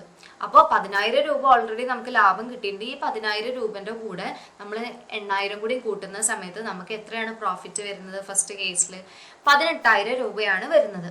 ഇനി സെക്കൻഡ് കണ്ടീഷൻ എടുക്കുകയാണെങ്കിൽ, ഫസ്റ്റ് കേസിൽ നമ്മൾ എന്ത് ചെയ്തു, 90,000-ന് തന്നെ സെല് ചെയ്തു, 900 ഐറ്റംസ് സെല് ചെയ്തു. സെക്കൻഡ് കേസിൽ എന്താ വരുന്നത്, സെക്കൻഡ് കേസിൽ നമ്മൾ 100 നമുക്ക് 100 സാധനം ലെഫ്റ്റ് ആയിട്ട് കിടക്കുന്നുണ്ടല്ലോ. ഈ 100 സാധനം നമ്മൾ എന്താ ചെയ്തിട്ടുള്ളത്, 70 രൂപ വെച്ചിട്ടാണ് വിറ്റിട്ടുള്ളത്. ഒരു പീസിന് 70 രൂപ. അപ്പോൾ 70 × 100 എന്ന് പറയുമ്പോൾ 7000 വന്നു. അപ്പോൾ ഓൾറെഡി നമുക്കിവിടെ 10,000 രൂപ ബാക്കി വരുന്നുണ്ട് ഇല്ല പ്രോഫിറ്റ് ആയിട്ട്. ഈ 10,000 രൂപയുടെ കൂടെ നമ്മൾ എന്ത് ചെയ്യും, 7000 രൂപ കൂട്ടും. അപ്പോൾ അതെന്തായിട്ട് മാറി, 17,000 രൂപയായിട്ട് മാറി. അതാണ് ഇവിടെ പ്രോഫിറ്റ് കാണിച്ചിട്ടുള്ളത്. അപ്പോൾ കൺസർവേഷൻ അല്ലെങ്കിൽ പ്രൂഡൻസ് എന്ന് പറയുന്നത് ഇത്രയേ ഉള്ളൂ. നമ്മളൊരു ഫേം സെറ്റപ്പ് ചെയ്യുന്ന സമയത്ത് നമ്മൾ കളിക്കുന്ന കാര്യം നമ്മൾ സേഫായിട്ട് കളിക്കാൻ നോക്കുക. അത് എന്തിനാ, ഇൻ കേസ് എപ്പോഴെങ്കിലും നമ്മളെ കമ്പനി നഷ്ടത്തിൽ പോവുകയാണെന്ന് തോന്നുകയാണെങ്കിൽ നമ്മളെ പ്രോഫിറ്റിന് ഒരു ഭാഗം എന്ത് ചെയ്തിട്ടുണ്ടാകും, എപ്പോഴും ഒരു ബാക്കപ്പ് പ്ലാൻ പോലെ നമ്മൾ എടുത്തു വെച്ചിട്ടുണ്ടാകും. നമ്മളെ പ്രോഫിറ്റ് ഒരു ഭാഗം എപ്പോഴും നമ്മളൊരു ബാക്കപ്പ് പ്ലാൻ പോലെ എടുത്തു വെച്ചിട്ടുണ്ടാവും. അത് എന്തിനാണ് എടുത്തു വെക്കുന്നത്, നമ്മളെ കമ്പനി എന്തെങ്കിലും ഒരു കേസിൽ ഡെബിറ്റിലാകുകയോ അല്ലെങ്കിൽ എന്തെങ്കിലും അല്ലാതെ സാമ്പത്തിക പ്രതിസന്ധിയിലാകുകയൊക്കെ ചെയ്യുകയാണെങ്കിൽ അങ്ങനത്തെ ഫിനാൻഷ്യൽ ക്രൈസിസിനെ സോൾവ് ചെയ്യാൻ വേണ്ടിയിട്ടാണ് നമ്മൾ എന്ത് ചെയ്യുന്നത്, കൺസർവേഷൻ അല്ലെങ്കിൽ പ്രൂഡൻസ് യൂസ് ചെയ്യുന്നത്. Okay, classifications of account. നമ്മൾ അക്കൗണ്ട്സിനെ അതായത് ക്ലാസിഫൈ ചെയ്തിട്ടുണ്ട്. നമ്മളെ ബിസിനസ് യൂസ് അനുസരിച്ചിട്ട് നമ്മൾ ഉണ്ടാക്കുന്ന അക്കൗണ്ട്സിനെ എന്ത് ചെയ്തിട്ടുണ്ട്, ക്ലാസിഫൈ ചെയ്തിട്ടുണ്ട്. അത് പേഴ്സണൽ അക്കൗണ്ട്സും വരുന്നുണ്ട്, റിയൽ അക്കൗണ്ട്സും വരുന്നുണ്ട്. ഈ പേഴ്സണൽ അക്കൗണ്ട്സിനെ തന്നെ വീണ്ടും നമ്മൾ സബ് ഡിവൈഡ് ചെയ്തിട്ട് natural accounts, artificial accounts, representative accounts എന്ന് പറയുന്നുണ്ട്. ഈ അക്കൗണ്ട്സ് നാച്ചുറൽ അക്കൗണ്ട് എന്താണ് മീൻ ചെയ്യുന്നതെന്ന് വെച്ചാൽ നമ്മൾ കമ്പനിയിലുള്ള ഓണേഴ്സിൻ്റെ പേരിലോ അങ്ങനെ കമ്പനിയുടെ മെയിൻ ഹെഡുകൾ അവർ ഇൻഡിവിജ്വൽ ആയിട്ടുള്ള നെയിംസിൽ അക്കൗണ്ട്സ് എടുക്കുക. അങ്ങനെയുള്ള അക്കൗണ്ട്സിനെ പറയുന്നതാണ് പേഴ്സണൽ അക്കൗണ്ട്സ്. അത് എന്താ പറയുക, കമ്പനി ഹെഡ്സ് തന്നെ ആകണം എന്നില്ല, ഇൻഡിവിജ്വലായിട്ട് വരുന്ന ഓരോ വ്യക്തികൾക്കും എന്തുണ്ടാകും. നമുക്കൊക്കെ ഇപ്പോൾ പേഴ്സണലി ബാങ്ക് അക്കൗണ്ട്സ് ഇല്ലേ, അതുപോലെ നമ്മൾ ബാങ്ക് അക്കൗണ്ട് എടുക്കുന്നത് പറയുന്നതാണ് പേഴ്സണൽ അക്കൗണ്ട്സ് എന്നുള്ളത്. ഇനി സെക്കൻഡ് വരുന്നതാണ് artificial personal account. Artificial personal account എന്ന് പറഞ്ഞാൽ നമ്മുടെ കമ്പനിയുടെ പേർപ്പസിന് വേണ്ടിയിട്ട് നമ്മൾ എന്ത് ചെയ്യും, ആർട്ടിഫിഷ്യൽ നെയിംസ് ക്രിയേറ്റ് ചെയ്യും. ലൈക്ക് ഫേക്ക് ആയിട്ടുള്ള നെയിംസ് ക്രിയേറ്റ് ചെയ്യും, അല്ലെങ്കിൽ ഫേക്ക് ആയിട്ടുള്ള നെയിം എന്നല്ല, ഇന്നൊരു പേർപ്പസിന് വേണ്ടിയിട്ടുള്ളതാണ് എന്നുള്ള ഒരു രീതിയിൽ നമ്മളൊരു നെയിം ക്രിയേറ്റ് ചെയ്യും. അപ്പോൾ അങ്ങനത്തതിന് മാത്രമായിട്ടുള്ള അക്കൗണ്ട്സിനെ പറയുന്നതാണ് ആർട്ടിഫിഷ്യൽ പേഴ്സണൽ അക്കൗണ്ട്. ചിലപ്പോൾ അത് ട്രേഡിങ്ങിനാകാം, ചിലപ്പോൾ അതെന്തെങ്കിലും പേർച്ചേസ് നടത്താനാകാം, അല്ലെങ്കിൽ ഫെർദർ ഡെവലപ്മെൻറ്റ്, നമ്മുടെ ഫേമിൻ്റെ ഫെർദർ ഡെവലപ്മെൻറ്റിനാകാം. അങ്ങനെ യൂസ് ചെയ്യുന്ന അക്കൗണ്ട്സിനെ പറയുന്നതാണ് ആർട്ടിഫിഷ്യൽ പേഴ്സണൽ അക്കൗണ്ട്സ് എന്നുള്ളത്. ഇനി തേർഡ് വൺ വരുന്നതാണ് എന്ത്, representative personal account. Representative personal accounts എന്ന് പറയുന്നത് ഇപ്പോൾ നമുക്ക് സാലറി പേ ചെയ്യാന്ന് പറയുമ്പോൾ അതൊരു മാസീവ് ആയിട്ടുള്ള കാര്യമാണ്. നമ്മൾ ഒരു വലിയൊരു ഫോം ഒക്കെ ആണെങ്കിൽ ചിലപ്പോൾ അവിടെ 500-600 എംപ്ലോയീസ് ഒക്കെ വരും ഇല്ലേ. അപ്പോൾ ഈ 500-600 എംപ്ലോയീസിന് എന്താണ് 500-600 സാലറി അക്കൗണ്ട്സ് ഉണ്ടാകും. ഈ 600 പേർക്കും ഇൻഡിവിജ്വൽ ആയിട്ട് നോക്കുമ്പോൾ 600 സാലറി അക്കൗണ്ട്സ് ഉണ്ടാകും. അപ്പം നമ്മൾ എന്ത് ചെയ്യും, ഒരു റെപ്രസെൻറ്റേറ്റീവ് അക്കൗണ്ട് വെക്കും. അതായത് ഒരു 100 പേരെ കൺട്രോൾ ചെയ്യുന്നത് ഒരു അക്കൗണ്ട്, മറ്റ് 100 പേരെ കൺട്രോൾ ചെയ്യുന്ന ഒരു അക്കൗണ്ട്, ഇങ്ങനെയായിട്ട്. അതായത് ഓരോ ഡിപ്പാർട്ട്മെന്റ് ആക്കിയിട്ടാണല്ലോ നമ്മൾ ഓരോ എംപ്ലോയീസും വരുന്നുണ്ടാകുക. അപ്പോൾ ആ ഓരോ ഡിപ്പാർട്ട്മെന്റ് വഴിയിലുള്ള ആൾക്കാർക്ക്, അതായത് ഡിപ്പാർട്ട്മെന്റിന് ആരാണോ കൺട്രോൾ ചെയ്യുന്നത് ആ കൺട്രോൾ ചെയ്യുന്ന മാനേജറിന് എന്ത് ചെയ്യും, നമ്മളെ സാലറി കൊടുക്കും. ആ കൺട്രോൾ ചെയ്യുന്ന ആൾ എന്ത് ചെയ്യും, അത് ഡിവൈഡ് ചെയ്തിട്ട് കൊടുക്കും. അത് ചിലപ്പോൾ സാലറി ഫോമിലുള്ളതാകും, ചിലപ്പോൾ ഇൻട്രസ്റ്റിൻ്റെതാകും, ചിലപ്പോൾ ഇൻഷുറൻസ് അക്കൗണ്ട്സ് ആകും. അങ്ങനെ പലതരത്തിലുള്ള അക്കൗണ്ട്സ് എന്തിൽ വരും, റെപ്രസെൻറ്റേറ്റീവ് പേഴ്സണൽ അക്കൗണ്ട്സിൽ വരുന്നുണ്ട്. ഇനി അപ്പോൾ നമ്മൾ പേഴ്സണൽ അക്കൗണ്ട്സും റിയൽ അക്കൗണ്ട്സ് ആണ് വരുന്നത്. പേഴ്സണൽ അക്കൗണ്ട്സിനെ 3 എണ്ണമായിട്ട് ക്ലാസിഫൈ ചെയ്തിട്ടുണ്ട്. അതിൽ വരുന്നതാണ് നാച്ചുറൽ പേഴ്സണൽ അക്കൗണ്ട്സും ആർട്ടിഫിഷ്യൽ പേഴ്സണൽ അക്കൗണ്ട്സും, പിന്നെ വരുന്നത് റെപ്രസെൻറ്റേറ്റീവ് പേഴ്സണൽ അക്കൗണ്ട്സ് ആണ്. ഇനി നെക്സ്റ്റ് ആയിട്ട് വരുന്നതാണ് റിയൽ അക്കൗണ്ട്സ്. അതെന്താണെന്ന് ഡീറ്റെയിൽ ആയിട്ട് നോക്കാം. നെക്സ്റ്റ് വരുന്നത് എന്താണ്, റിയൽ അക്കൗണ്ട്സ്. റിയൽ അക്കൗണ്ട്സിനെ നമ്മൾ വീണ്ടും 2ആയിട്ട് ക്ലാസിഫൈ ചെയ്തിട്ടുണ്ട്. ടാഞ്ചിബിൾ അസറ്റ്സും ഇൻടാഞ്ചിബിൾ അസറ്റ്സ് എന്ന് പറയുന്നതും. നമുക്ക് എല്ലാ എന്താ പറയുക, ബിസിനസ്സിൽ പലതരത്തിലുള്ള അസറ്റ്സ് ഉണ്ടാകും. നമുക്ക് ടച്ച് ചെയ്ത് ഫീൽ ചെയ്യാൻ പറ്റുന്ന അസറ്റ്സ് ഉണ്ടാകും, അല്ലാതെ വരുന്ന അസറ്റ്സ് ഉണ്ടാകും. Every business has some assets and every assets has an account. നമുക്ക് എല്ലാ അസറ്റ്സിനും എന്താണ്, ഒരു അക്കൗണ്ട് വരുന്നുണ്ട്. പിന്നെ അതുപോലെ തന്നെ എല്ലാ ബിസിനസ്സിലും എന്താണ് അസറ്റ്സ് വരുന്നുണ്ട്, അതുപോലെ തന്നെ എല്ലാ അസറ്റ്സിനും ഓരോ അക്കൗണ്ട്സ് വരുന്നുണ്ട്. Asset account is called real account. അങ്ങനത്തെ അസറ്റിൻ്റെ അക്കൗണ്ട്സിനെ പറയുന്നതാണ് റിയൽ അക്കൗണ്ട് എന്നുള്ളത്.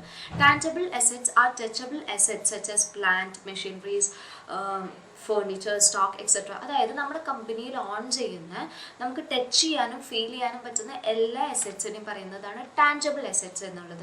ഇനി ഇൻടാഞ്ചിബിൾ അസറ്റ്സ് എന്ന് പറയുന്നത് നമുക്ക് ടച്ച് ചെയ്യാനോ ഫീൽ ചെയ്യാനോ പറ്റില്ല. ഇപ്പോൾ ഗുഡ് വിൽ, അതായത് കമ്പനിയുടെ സൽപ്പേര്, അതൊന്നും നമുക്ക് ടച്ച് ചെയ്യാനോ ഫീൽ ചെയ്യാനോ പറ്റില്ല. അതുപോലെ പാറ്റന്റ് എന്ന് പറഞ്ഞാൽ നമുക്കിപ്പോൾ നമ്മളൊരു കമ്പനിക്കായിട്ടുള്ളൊരു സോഫ്റ്റ്വെയർ ഉണ്ടാക്കിയിട്ടുണ്ടെങ്കിൽ അത് മറ്റൊരാൾക്ക് നമുക്ക് യൂസ് ചെയ്യാൻ പറ്റില്ല, അത് നമുക്ക് ടച്ച് ചെയ്ത് ഫീൽ ചെയ്യാൻ പറ്റുന്ന കാര്യമല്ല.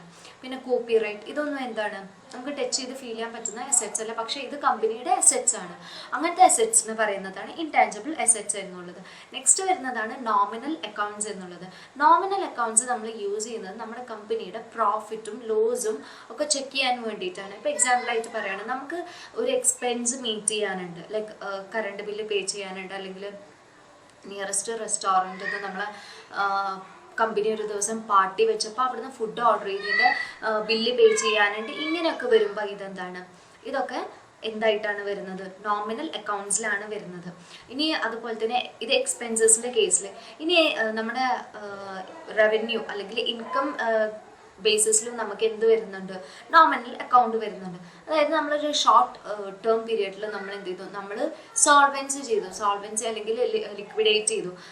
മീൻ ചെയ്യുന്നത് എന്താണ്, നമ്മൾ ഒരു പെർട്ടിക്കുലർ അസറ്റിനെ എടുത്തിട്ട് കുറച്ച് കാലത്ത് ഒരു ഫണ്ട് റേസ് ചെയ്യാൻ വേണ്ടിയിട്ട് നമ്മൾ എന്ത് ചെയ്യും, ജസ്റ്റ് ഒന്ന് റെന്റ് ചെയ്യും. അപ്പം നമുക്ക് എന്താണ്, ഒരു ഫണ്ട് നമ്മുടെ ആവശ്യത്തിനായിട്ടുള്ള ഒരു ഫണ്ട് കിട്ടും. അപ്പോൾ ഇങ്ങനത്തെ അക്കൗണ്ടിങ് പേർപ്പസൊക്കെ എവിടെയാണ് നമ്മൾ സ്റ്റോർ ചെയ്യുന്നത്, നോമിനൽ അക്കൗണ്ട്സിലാണ് സ്റ്റോർ ചെയ്യുന്നത്. അക്കൗണ്ടിങ് സിസ്റ്റം, 2 ടൈപ്സ് ഓഫ് സിസ്റ്റമാണ് നമ്മൾ അക്കൗണ്ടിങ്ങിൽ ഫോളോ ചെയ്തിരുന്നത്. അതിൽ ഒന്ന് ഇപ്പോൾ അത്ര തന്നെ ആയിട്ട് ഫോളോ ചെയ്യുന്നില്ല. സിംഗിൾ എൻട്രി സിസ്റ്റം നമ്മൾ വല്ലാതെ പ്രൊമോട്ട് ചെയ്യാത്തൊരു സിസ്റ്റമാണ്. ഡബിൾ എൻട്രി സിസ്റ്റമാണ് പിന്നെ വരുന്ന മറ്റൊരു സിസ്റ്റം. ഈ സിംഗിൾ എൻട്രി സിസ്റ്റം എന്ന് പറഞ്ഞാൽ നമ്മൾ പണ്ട് കാലങ്ങളിലൊക്കെയാണ് യൂസ് ചെയ്തിരുന്നത്. അതായത് നമ്മളൊരു പ്രോപ്പറായിട്ടുള്ള എന്താ പറയുക അക്കൗണ്ടിങ് ട്രാൻസാക്ഷൻസ് നടന്നിട്ടുള്ള ഒന്നും തന്നെ ഒരു റെക്കോർഡിക്കലാക്കിയിട്ട് വെക്കൊന്നുമില്ല. പണ്ട് കാലങ്ങളിലെ അല്ലെങ്കിൽ ഇപ്പോഴത്തെ കാലങ്ങളിൽ യൂസ് ചെയ്യുന്നുണ്ട്. ഈ ചെറു കടക്കാരുണ്ടാവില്ല, അവരെന്താ ചെയ്യുക, ജസ്റ്റ് ഒരു ബുക്കിൽ എന്തെങ്കിലും എഴുതി വെക്കും. അവർക്ക് പറ്റ് മാത്രമാണ് എഴുതി വെക്കുന്നത്. അല്ലാതെ മൊത്തത്തിൽ നടക്കുന്ന ഒരു മാസം നടക്കുന്ന ലാഭം എന്താണ്, നഷ്ടം എന്താണെന്നൊന്നും ചിലപ്പോൾ അവർ റെക്കോർഡാക്കി വെക്കുന്നുണ്ടാകില്ല. അപ്പോൾ ഇതെന്താണ്, സിംഗിൾ എൻട്രി സിസ്റ്റം എന്ന് പറയുന്നത് ഒരു ഇൻകംപ്ലീറ്റ് സിസ്റ്റമാണ്. ചെറിയ ബിസിനസ്മാൻ അതുപോലെ തന്നെ ചെറിയ ചെറിയ ട്രാൻസാക്ഷൻസ് നടക്കുന്നത് നമ്മൾ നോട്ട് ചെയ്യാൻ വേണ്ടിയിട്ടാണ് എന്ത് യൂസ് ചെയ്യുന്നത്, സിംഗിൾ എൻട്രി സിസ്റ്റംസ് യൂസ് ചെയ്യുന്നത്. ഈ ഒരു സിസ്റ്റത്തിൽ only personal accounts are open and maintain by business owner. ഇവിടെ ആകെ ഒരു അക്കൗണ്ടാണ് ഓപ്പൺ ചെയ്തിട്ടുള്ളത്. അത് ആരാണ് ബിസിനസ് റൺ ചെയ്യുന്നത് അവരുടെ അക്കൗണ്ട് മാത്രമാണ് ഇവിടെ ഓപ്പൺ ആയിട്ടുള്ളത്. പിന്നെ എന്താ നമ്മൾ ചെയ്യുന്നത്, since real and nominal accounts are not open by business owner, preparations of profit and loss accounts and balance sheet is not possible to ascertain the correct position of profit or loss or financial position of a business entity. ഇവിടെ നമ്മൾ എന്ത് use ചെയ്യുന്നില്ല, balance sheet use ചെയ്യുന്നില്ല, business statements financial statements നോക്കുന്നില്ല, അല്ലെങ്കിൽ പ്രോഫിറ്റും ലോസും പ്രോപ്പറായിട്ട് check ചെയ്യുന്നില്ല. അപ്പോൾ ഇതെന്താണ്, നമ്മുടെ ചെറിയ ചെറിയ കടക്കാരൻ മാത്രം യൂസ് ചെയ്യുന്ന ഒരു സിസ്റ്റമാണ് എന്ത്, സിംഗിൾ എൻട്രി സിസ്റ്റം. ഇത് നമ്മൾ അത്ര പ്രൊമോട്ട് ചെയ്യുന്നില്ല എന്നല്ല, നമ്മൾ വലിയൊരു ഫേമിൻ്റെ കേസിൽ നോക്കുകയാണെങ്കിൽ അവർ ഇത് പ്രൊമോട്ട് ചെയ്യാത്തൊരു സിസ്റ്റമാണ്. ഓക്കെ, ഇനി നെക്സ്റ്റ് വരുന്നതാണ് ഡബിൾ എൻട്രി സിസ്റ്റം. എന്താണെന്ന് ഡീറ്റെയിൽ ആയിട്ട് നോക്കാം. നെക്സ്റ്റ് വരുന്ന സിസ്റ്റമാണ് ഡബിൾ എൻട്രി സിസ്റ്റം. ഈ ഒരു കോൺസെപ്റ്റ് കൊണ്ടുവന്നിട്ടുള്ളത് നമ്മളുടെ ഇറ്റാലിയൻ മാത്തമാറ്റീഷ്യൻ ആയിട്ടുള്ള ലൂക്ക പാച്ചിയോളിയാണ് കൊണ്ടുവന്നിട്ടുള്ളത്. 1949 ഈ ഒരു കോൺസെപ്റ്റ് വന്നിട്ടുള്ളത്. ഇത്രയുള്ള ഈ കോൺസെപ്റ്റിൽ പറയുന്നത് നമ്മുടെ ഏതൊരു അക്കൗണ്ടിങ് എടുത്ത് നോക്കിക്കഴിഞ്ഞാലും അതിൽ 2 ആസ്പെക്ട്സ് ആണ് വരുന്നത്. അതായത് പ്രോഫിറ്റും ലോസും ചെക്ക് ചെയ്യുക, അല്ലെങ്കിൽ എന്താ പറയുക റവന്യൂ എക്സ്പെൻഡിച്ചർ ചെക്ക് ചെയ്യുക, അല്ലെങ്കിൽ ലയബിലിറ്റീസ് എന്താണ്, അസറ്റ്സ് എന്താണെന്ന് നോക്കുക. ഇതാണ് ആസ്പെക്ട്സ് വരുന്നത്. ഓക്കെ, അപ്പോൾ ഇത് നമുക്കൊരു സെർട്ടൈൻ റൂൾസ് വെച്ചിട്ട് നോക്കാം. അപ്പോൾ ഒരു ആസ്പെക്റ്റ് എന്ന് പറയുന്നത് അസറ്റ്സ്, മറ്റേത് എന്താണ്, ലയബിലിറ്റിയാണ്. അപ്പോൾ ഡബിൾ എൻട്രി കോൺസെപ്റ്റിൽ എപ്പോഴും പറയുന്നത് എന്താണ്, under the double entry system of account every entry has dual assets of debit and credit. It means assets of business always equal to assets liabilities of A business. നമ്മൾ എന്താ പറയുന്നത്, നമ്മളെ assets നമുക്ക് എത്രയാണ് assets വരുന്നത് അതിനായിട്ട് തന്നെ നമ്മളെ ലയബിലിറ്റീസ് ഈക്വൽ ആകണം. അല്ലെങ്കിൽ expenditure must be equal to revenue or debit must be equal to credit. ഇങ്ങനെ ആകണം എന്നുള്ളതാണ് എന്ത് പറയുന്നത്, ഡബിൾ എൻട്രി സിസ്റ്റം പറയുന്നത്. പക്ഷേ ഇതിന് ഒരു 3 സെറ്റ്സ് ഓഫ് റൂൾസ് വരുന്നുണ്ട്. അതിൽ നമ്മൾ അക്കൗണ്ട്സിനെ ക്ലാസിഫൈ ചെയ്ത് നോക്കിയതിന് ശേഷം നമ്മൾ റൂൾ അപ്ലൈ ചെയ്യും. അപ്പോൾ അതിൻ്റെ ഇഫക്റ്റ് എങ്ങനെയാണെന്ന് വരുന്നത് നോക്കാം. ഫസ്റ്റ് വരുന്നത് എന്താണ്, പേഴ്സണൽ അക്കൗണ്ട്സ് ആണ്. പേഴ്സണൽ അക്കൗണ്ട്സിൽ റിസീവറാണ് ഡെബിറ്റ് എന്ന് പറയുന്നത്, ഗിവറാണ് ക്രെഡിറ്റ്. എക്സാമ്പിൾ ആയിട്ട് പറയുകയാണെങ്കിൽ ക്രെഡിറ്റ് ചെയ്യുന്ന ആള് ബാങ്ക്, റിസീവർ എന്ന് പറയുന്ന ആള് നമ്മൾ. ഇപ്പോൾ ഞാനാണ് റിസീവർ എന്ന് വിചാരിക്കുക, എനിക്ക് കാശ് തരുന്ന ആളാരാണ്, ബാങ്കാണ്. അപ്പൊ ബാങ്ക് എന്ന് പറയുന്ന ആളാണ് ക്രെഡിറ്റ് എന്ന് പറയുന്നതും, റിസീവർ ആരാണ്, ഞാനാണ് അല്ലെ. അപ്പൊ ഞാൻ എന്ന് പറയുന്ന ആളാണ് എന്ത്, ഡെബിറ്റ് എന്ന് പറയുന്നത്, ഞാനാണ് പണം എടുക്കുന്നത്, റിസീവ് ചെയ്യുന്നത്, അപ്പൊ ഡെബിറ്റ് ആണ്. അപ്പൊ ഇവിടെ എന്താണ്, ഡെബിറ്റും ക്രെഡിറ്റും ഈക്വൽ ആണ്. മനസ്സിലാകുന്നുണ്ടോ? ഇനി റിയൽ അക്കൗണ്ട്സിന്റെ കേസിൽ വന്നു. റിയൽ അക്കൗണ്ട്സിന്റെ what comes in debit, what goes out in credit. Real അക്കൗണ്ട്സിന്റെ കേസിൽ ഇത് തന്നെയാണ്.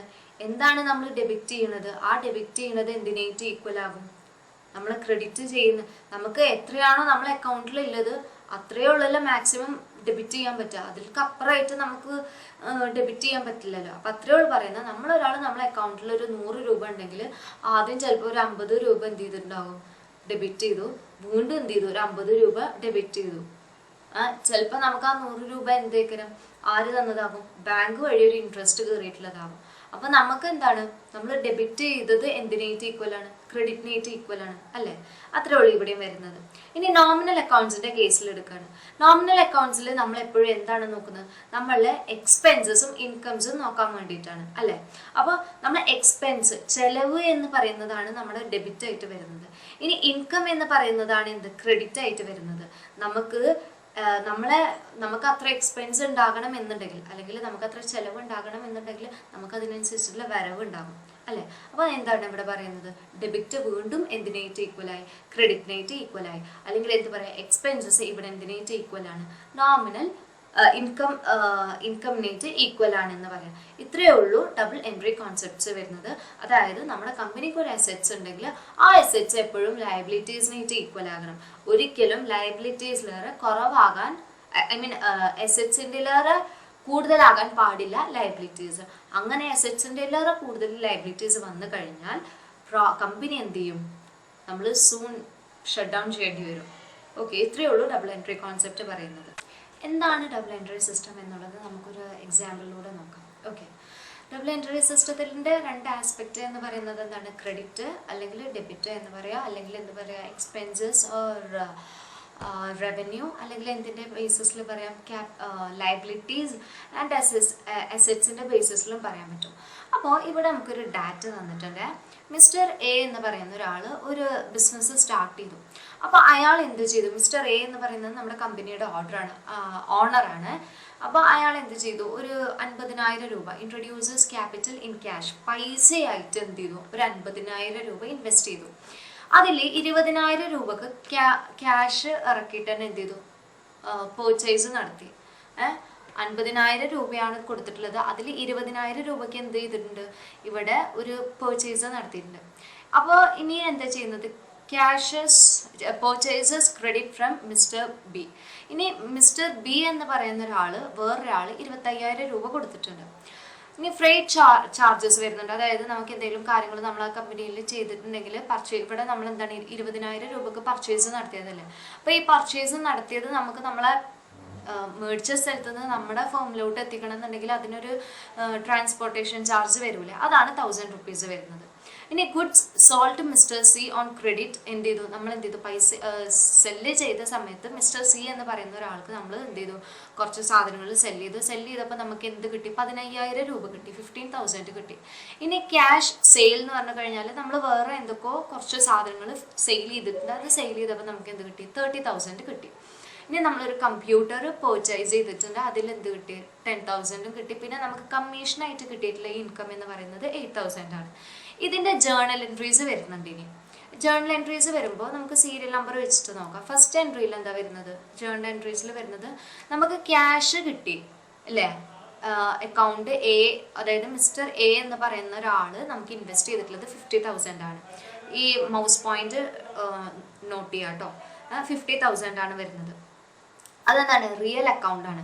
റിയൽ അക്കൗണ്ട് എന്ന് മീൻ ചെയ്യാൻ കാരണം എന്താണ്, നമുക്ക് എന്താ റിയൽ അക്കൗണ്ടിൽ എന്താണ് വരുന്നത്, 2 ക്ലാസിഫൈ ചെയ്തിട്ടുണ്ട് നമ്മൾ, ടാഞ്ചിബിളും ഇൻടാഞ്ചിബിളും ആയിട്ട്. അതിൽ ടാഞ്ചിബിൾ എന്ന് പറയുമ്പോൾ എന്താണ്, നമുക്ക് ടച്ച് ആൻഡ് ഫീൽ ചെയ്യാൻ പറ്റുന്ന തരത്തിലുള്ള അക്കൗണ്ട്സിനെ പറയുന്നതാണ് ടാഞ്ചിബിൾ. അപ്പോൾ ഇതെന്താ, റിയൽ അക്കൗണ്ടിൽ വരുന്നതാണ്. അപ്പോൾ അതെന്താണ്, നമുക്ക് ക്രെഡിറ്റ് ആയി. ക്രെഡിറ്റ് ആയത് എങ്ങനെയാണ്, മിസ്റ്റർ എന്റെ കയ്യിൽ നിന്നാണ്. മിസ്റ്റർ എ എന്ന് പറയുന്നത് ആരാണ്, ഓണറാണ്. അപ്പോൾ ക്രെഡിറ്റ് ചെയ്ത ആളാണ് ആര്, മിസ്റ്റർ എ എന്ന് പറയുന്നത്. അത് നമ്മൾ എന്ത് ചെയ്തു, ഡെബിറ്റ് ചെയ്തു. ഈ കിട്ടിയതാണ് നമ്മളെ കയ്യിലില്ല മൊത്തത്തിൽ വരുന്ന ഈ 50,000 ആണ് നമ്മളെ ടോട്ടലായിട്ട് ഇപ്പോൾ വരുന്ന ഒരു എന്ത് വരുന്നത് അമൗണ്ട് എന്ന് പറയുന്നത്. ഈ മിസ്റ്റർ എ അദ്ദേഹത്തിന്റെ പേഴ്സണൽ അക്കൗണ്ടിൽ നിന്നാണ് എന്ത് ചെയ്തിട്ടുള്ളത്, ക്രെഡിറ്റ് ചെയ്തിട്ടുള്ളത്. അതാണ് സീരിയൽ നമ്പർ 1 പറയുന്നത്. ഇനി സെക്കൻഡ് പോയിന്റിൽ നോക്കുകയാണെങ്കിൽ, സെക്കൻഡ് റോയിൽ നോക്കുന്ന സമയത്ത് ഗുഡ്സ് നമ്മൾ പർച്ചേസ് ചെയ്തു 20,000. അതും എങ്ങനെയാണ്, റിയൽ അക്കൗണ്ട്സ് എന്നാണ്. കാരണം എന്താ, നമ്മുടെ കമ്പനിയിലിട്ടുള്ള ഒരു അസെറ്റാണ് നമ്മൾ വാങ്ങിയത്. അപ്പോൾ വാങ്ങിയ സമയത്ത് എന്താ ചെയ്തിട്ടില്ല, 20,000 രൂപ നമ്മൾ ഡെബിറ്റ് ചെയ്തു, കൊടുത്തു അല്ലേ. നമ്മൾ ഒരാളിൽ നിന്നൊരു ബെനിഫിറ്റ് എടുക്കുമ്പോൾ നമ്മൾ അതിന് പകരമായിട്ട് ഒരു സാധനം കൊടുക്കണം. അതാണ് ഈ 20,000 രൂപ എന്ന് പറയുന്നത്. അപ്പോൾ ക്യാഷ് ഫ്ലോ ചെയ്തത് എങ്ങനെയാണ്? റിയൽ അക്കൗണ്ട്സിൽ നിന്ന് തന്നെയാണ്. നമുക്ക് എന്താണോ നമ്മളെ കയ്യിലുണ്ടായിരുന്ന ക്രെഡിറ്റ് എന്ന് ഒരു 20,000 രൂപ ഡെബിറ്റ് ആയിപ്പോയി. അപ്പോൾ എന്തായി ഇവിടെ? ഡെബിറ്റ് ഈക്വൽ ടു ക്രെഡിറ്റ് എന്നായി അല്ലേ? ഇനി തേർഡ് വരുന്നത് എന്താണ്? ഗുഡ്സ് പർച്ചേസസ് 25,000 എന്ത് ചെയ്തു? അതും റിയൽ അക്കൗണ്ടിൽ നിന്നാണ് വന്നിട്ടുള്ളത്. ഇവിടെ നമുക്ക് എന്താണ്, മിസ്റ്റർ ബി എന്ന് പറയുന്ന ഒരാൾ നമുക്ക് എത്ര ക്രെഡിറ്റ് ചെയ്തിട്ടുണ്ട്? 25,000 രൂപ കൊടുത്തിട്ടുണ്ട്. ആദ്യം എ എന്ന് പറയുന്ന ഒരാൾ 50,000 കൊടുത്തു. രണ്ടാമത് എന്ത് ചെയ്തു? ബി എന്ന് പറയുന്ന ഒരാൾ 25,000 കൊടുത്തു. ഈ 25,000 എന്ന് പറയുന്നത് എന്താണ്? അത് പേഴ്സണൽ അക്കൗണ്ട്സിൽ തന്നെയാണ് വന്നിട്ടുള്ളത്. അപ്പൊ ഇവിടെ എന്തായിട്ട് മാറി? ഡെബിറ്റ്. നമുക്ക് ഈ 25,000 കിട്ടിയിട്ടുണ്ടെങ്കിൽ അത് നമ്മൾ വേറൊരു ആവശ്യത്തിന് യൂസ് ചെയ്തിട്ടുണ്ടാവും അല്ലേ? അപ്പൊ നമ്മളെ ഡെബിറ്റ് എന്തായി? ക്രെഡിറ്റിനായിട്ട് തന്നെ ഈക്വൽ ആയിട്ട് വന്നു. ഇനി ഇതിന്റെ ബാക്കി എന്താ വരുന്നത് നോക്കാം. ഇനി ഫോർത്ത് പോയിന്റിൽ പറയുന്നത്, നമ്മൾ കുറച്ച് സാധനങ്ങൾ നേരത്തെ ഒരു 25,000 രൂപക്ക് പർച്ചേസ് ചെയ്തില്ല. ആ ഒരു പർച്ചേസ് ചെയ്ത സാധനങ്ങളെ നമ്മൾ എന്ത് ചെയ്യാണ്? നമുക്കത് നമ്മളുടെ ഫേമിൽ എത്തിക്കണം എന്നുണ്ടെങ്കിൽ ഒരു ട്രാവലിംഗ് എക്സ്പെൻസ് അല്ലെങ്കിൽ ഷിപ്പിംഗ് കോസ്റ്റ് വരും എന്ന് പറയും. അതാണ് ഈ ഫ്രൈറ്റ് എക്സ്പെൻസ് എന്ന് പറയുന്നത്. അത് എത്ര രൂപയാണ് വരുന്നത്? 1000 രൂപയാണ്. അപ്പോൾ അത് നമ്മൾ എക്സ്പെൻസ് ആയിട്ടാണ് വരുന്നത്. അതെ. അപ്പോൾ ഏത് കാറ്റഗറിയിൽ നമുക്ക് ഉൾപ്പെടുത്താൻ പറ്റും? നോമിനൽ അക്കൗണ്ട്സിൽ നിന്നാണ് ആ ഒരു മണി നമ്മൾ എന്ത് ചെയ്യുന്നത്? ഡെബിറ്റ് ചെയ്യുന്നത്. നോമിനൽ അക്കൗണ്ട്സ് എന്തിൽ വരുന്നതാണ്? റിയൽ അക്കൗണ്ട്സിൽ വരുന്നതാണ്. ഓക്കെ. അപ്പോൾ നമ്മൾ എന്താണ്, ഇവിടെയും നമ്മുടെ ഡെബിറ്റും ക്രെഡിറ്റും എന്തായി? ഈക്വലായി. Debit all expenses, credit what goes out. ഇനി വരുന്നത് എന്താണ്? നമ്മൾ മിസ്റ്റർ സിക്ക് നമ്മളൊരു 15,000 രൂപൻ്റെ സാധനം നമ്മൾ എന്ത് ചെയ്തു? സെയിൽ ചെയ്തു അല്ലേ? അപ്പോൾ നമുക്ക് എന്തായിട്ടുള്ളത്? നമ്മൾ സെയിൽ ചെയ്ത സമയത്ത് നമ്മൾ പേഴ്സണൽ അക്കൗണ്ട്സിൽ നിന്നാണ് വന്നിട്ടുള്ളത് എമൗണ്ട്. പേഴ്സണൽ അക്കൗണ്ട് എന്ന് പറയുന്നത് ഏത് അക്കൗണ്ടിൽ വരുന്നതാണ്? റിയൽ അക്കൗണ്ടിൽ വരുന്നതാണ് അല്ലേ? ഇനി എന്താ പറയുന്നത്? അപ്പോൾ ഇവിടെയും എന്തായിട്ട് മാറിയിട്ടുണ്ട്? നമ്മൾ സെയിൽ ചെയ്യുന്ന സമയത്ത് നമുക്ക് എന്താ കിട്ടുന്നത്? നമ്മൾ അവിടെ ഒരു ഡെബിറ്റും നടക്കുന്നുണ്ട്, ക്രെഡിറ്റും നടക്കുന്നുണ്ട്. അതുപോലെ തന്നെയാണ് നമ്മൾ ഇനി ക്യാഷ് സെയിലിൻ്റെ കാര്യം പറഞ്ഞിട്ടുണ്ടായിരുന്നു നേരത്തെ. അപ്പോൾ നേരത്തെ പറഞ്ഞപ്പോൾ ആ ക്യാഷ് സെയിൽ എന്ന് പറഞ്ഞു കഴിഞ്ഞാൽ എന്താ? നമ്മൾ എന്തെങ്കിലും ക്യാഷിൻ്റെ ടേംസിൽ എന്തെങ്കിലും ഒരു പർച്ചേസ് നടത്തുക. ക്യാഷ് ആകട്ടെ, ചെക്ക് ആവട്ടെ, അങ്ങനെ എന്തെങ്കിലും ക്യാഷിൻ്റെ ടേംസിലൊരു പർച്ചേസ് നടത്തുന്നതാണ് ക്യാഷ് സെയിൽ എന്ന് പറയുന്നത്. അപ്പോൾ നമ്മൾ ക്യാഷ് എങ്ങനെയാണ് കൊടുത്തിട്ടുള്ളത്? റിയൽ അക്കൗണ്ട്സിൽ നിന്നാണ് കൊടുത്തിട്ടുള്ളത്. അത് ഡെബിറ്റ് ചെയ്തത് റിയൽ അക്കൗണ്ട്സിൽ നിന്നാണ്. അത് ക്രെഡിറ്റ് ആയിട്ടുള്ളതും എങ്ങനെയാണ്? സെയിൽ ചെയ്ത സമയത്ത് ക്രെഡിറ്റ് ആയത് എങ്ങനെയാണ്? റിയൽ അക്കൗണ്ട്സ് തന്നെയാണ്. അപ്പോൾ ഡെബിറ്റ് ഈക്വൽ ടു ക്രെഡിറ്റ്. അതുപോലെ തന്നെയാണ് കമ്പ്യൂട്ടർ ആയാലും അതുപോലെയൊക്കെ നമുക്ക് കമ്മീഷൻ കിട്ടിയിട്ടുള്ള കാര്യമായാലും ഒക്കെ പറയുന്നത്. ഇത്രയേ ഉള്ളൂ ഡബിൾ എൻട്രി സിസ്റ്റത്തിൽ നിന്ന് മീൻ ചെയ്യുന്നത്. നമ്മുടെ കമ്പനിയിലുള്ള എല്ലാ അസറ്റ്സും എപ്പോഴും എന്താകണം? അസറ്റ്സ് ഈക്വൽ ടു ലയബിലിറ്റീസ്, അല്ലെങ്കിൽ ലയബിലിറ്റീസ് ഈക്വൽ ടു അസറ്റ്, അല്ലെങ്കിൽ profit equal to loss equal to profit, അല്ലെങ്കിൽ റവന്യൂ ഈക്വൽ ടു എക്സ്പെൻസസ്, അല്ലെങ്കിൽ എന്ത് പറയാം? Expenses equal to revenue. ഇത്രയേ ഉള്ളൂ ഡബിൾ എൻട്രി എന്താണെന്ന് പറയുന്നത്. അപ്പോൾ എല്ലാവർക്കും ചാപ്റ്റർ മനസ്സിലായി എന്ന് വിചാരിക്കുന്നു. എന്തെങ്കിലും ഡൗട്ട് ഉണ്ടെങ്കിൽ നിങ്ങൾ കമൻറ്റ് സെക്ഷനിൽ മെൻഷൻ ചെയ്യുക. നിങ്ങൾക്ക് വീഡിയോസ് അല്ലാതെ ഇഷ്ടമായിട്ടുണ്ടെങ്കിൽ ലൈക്ക് ചെയ്യുക, ഷെയർ ചെയ്യുക, സബ്സ്ക്രൈബ് ചെയ്യുക. ഇനി നിങ്ങൾക്ക് ഇതിൽ നമ്മൾ എന്തൊക്കെ ഇമ്പ്രൂവ്മെൻറ്റാണ് വരുത്തേണ്ടത് എന്നുണ്ടെങ്കിൽ അത് മെൻഷൻ ചെയ്യാം കേട്ടോ. അപ്പോൾ thank you for watching our class. By.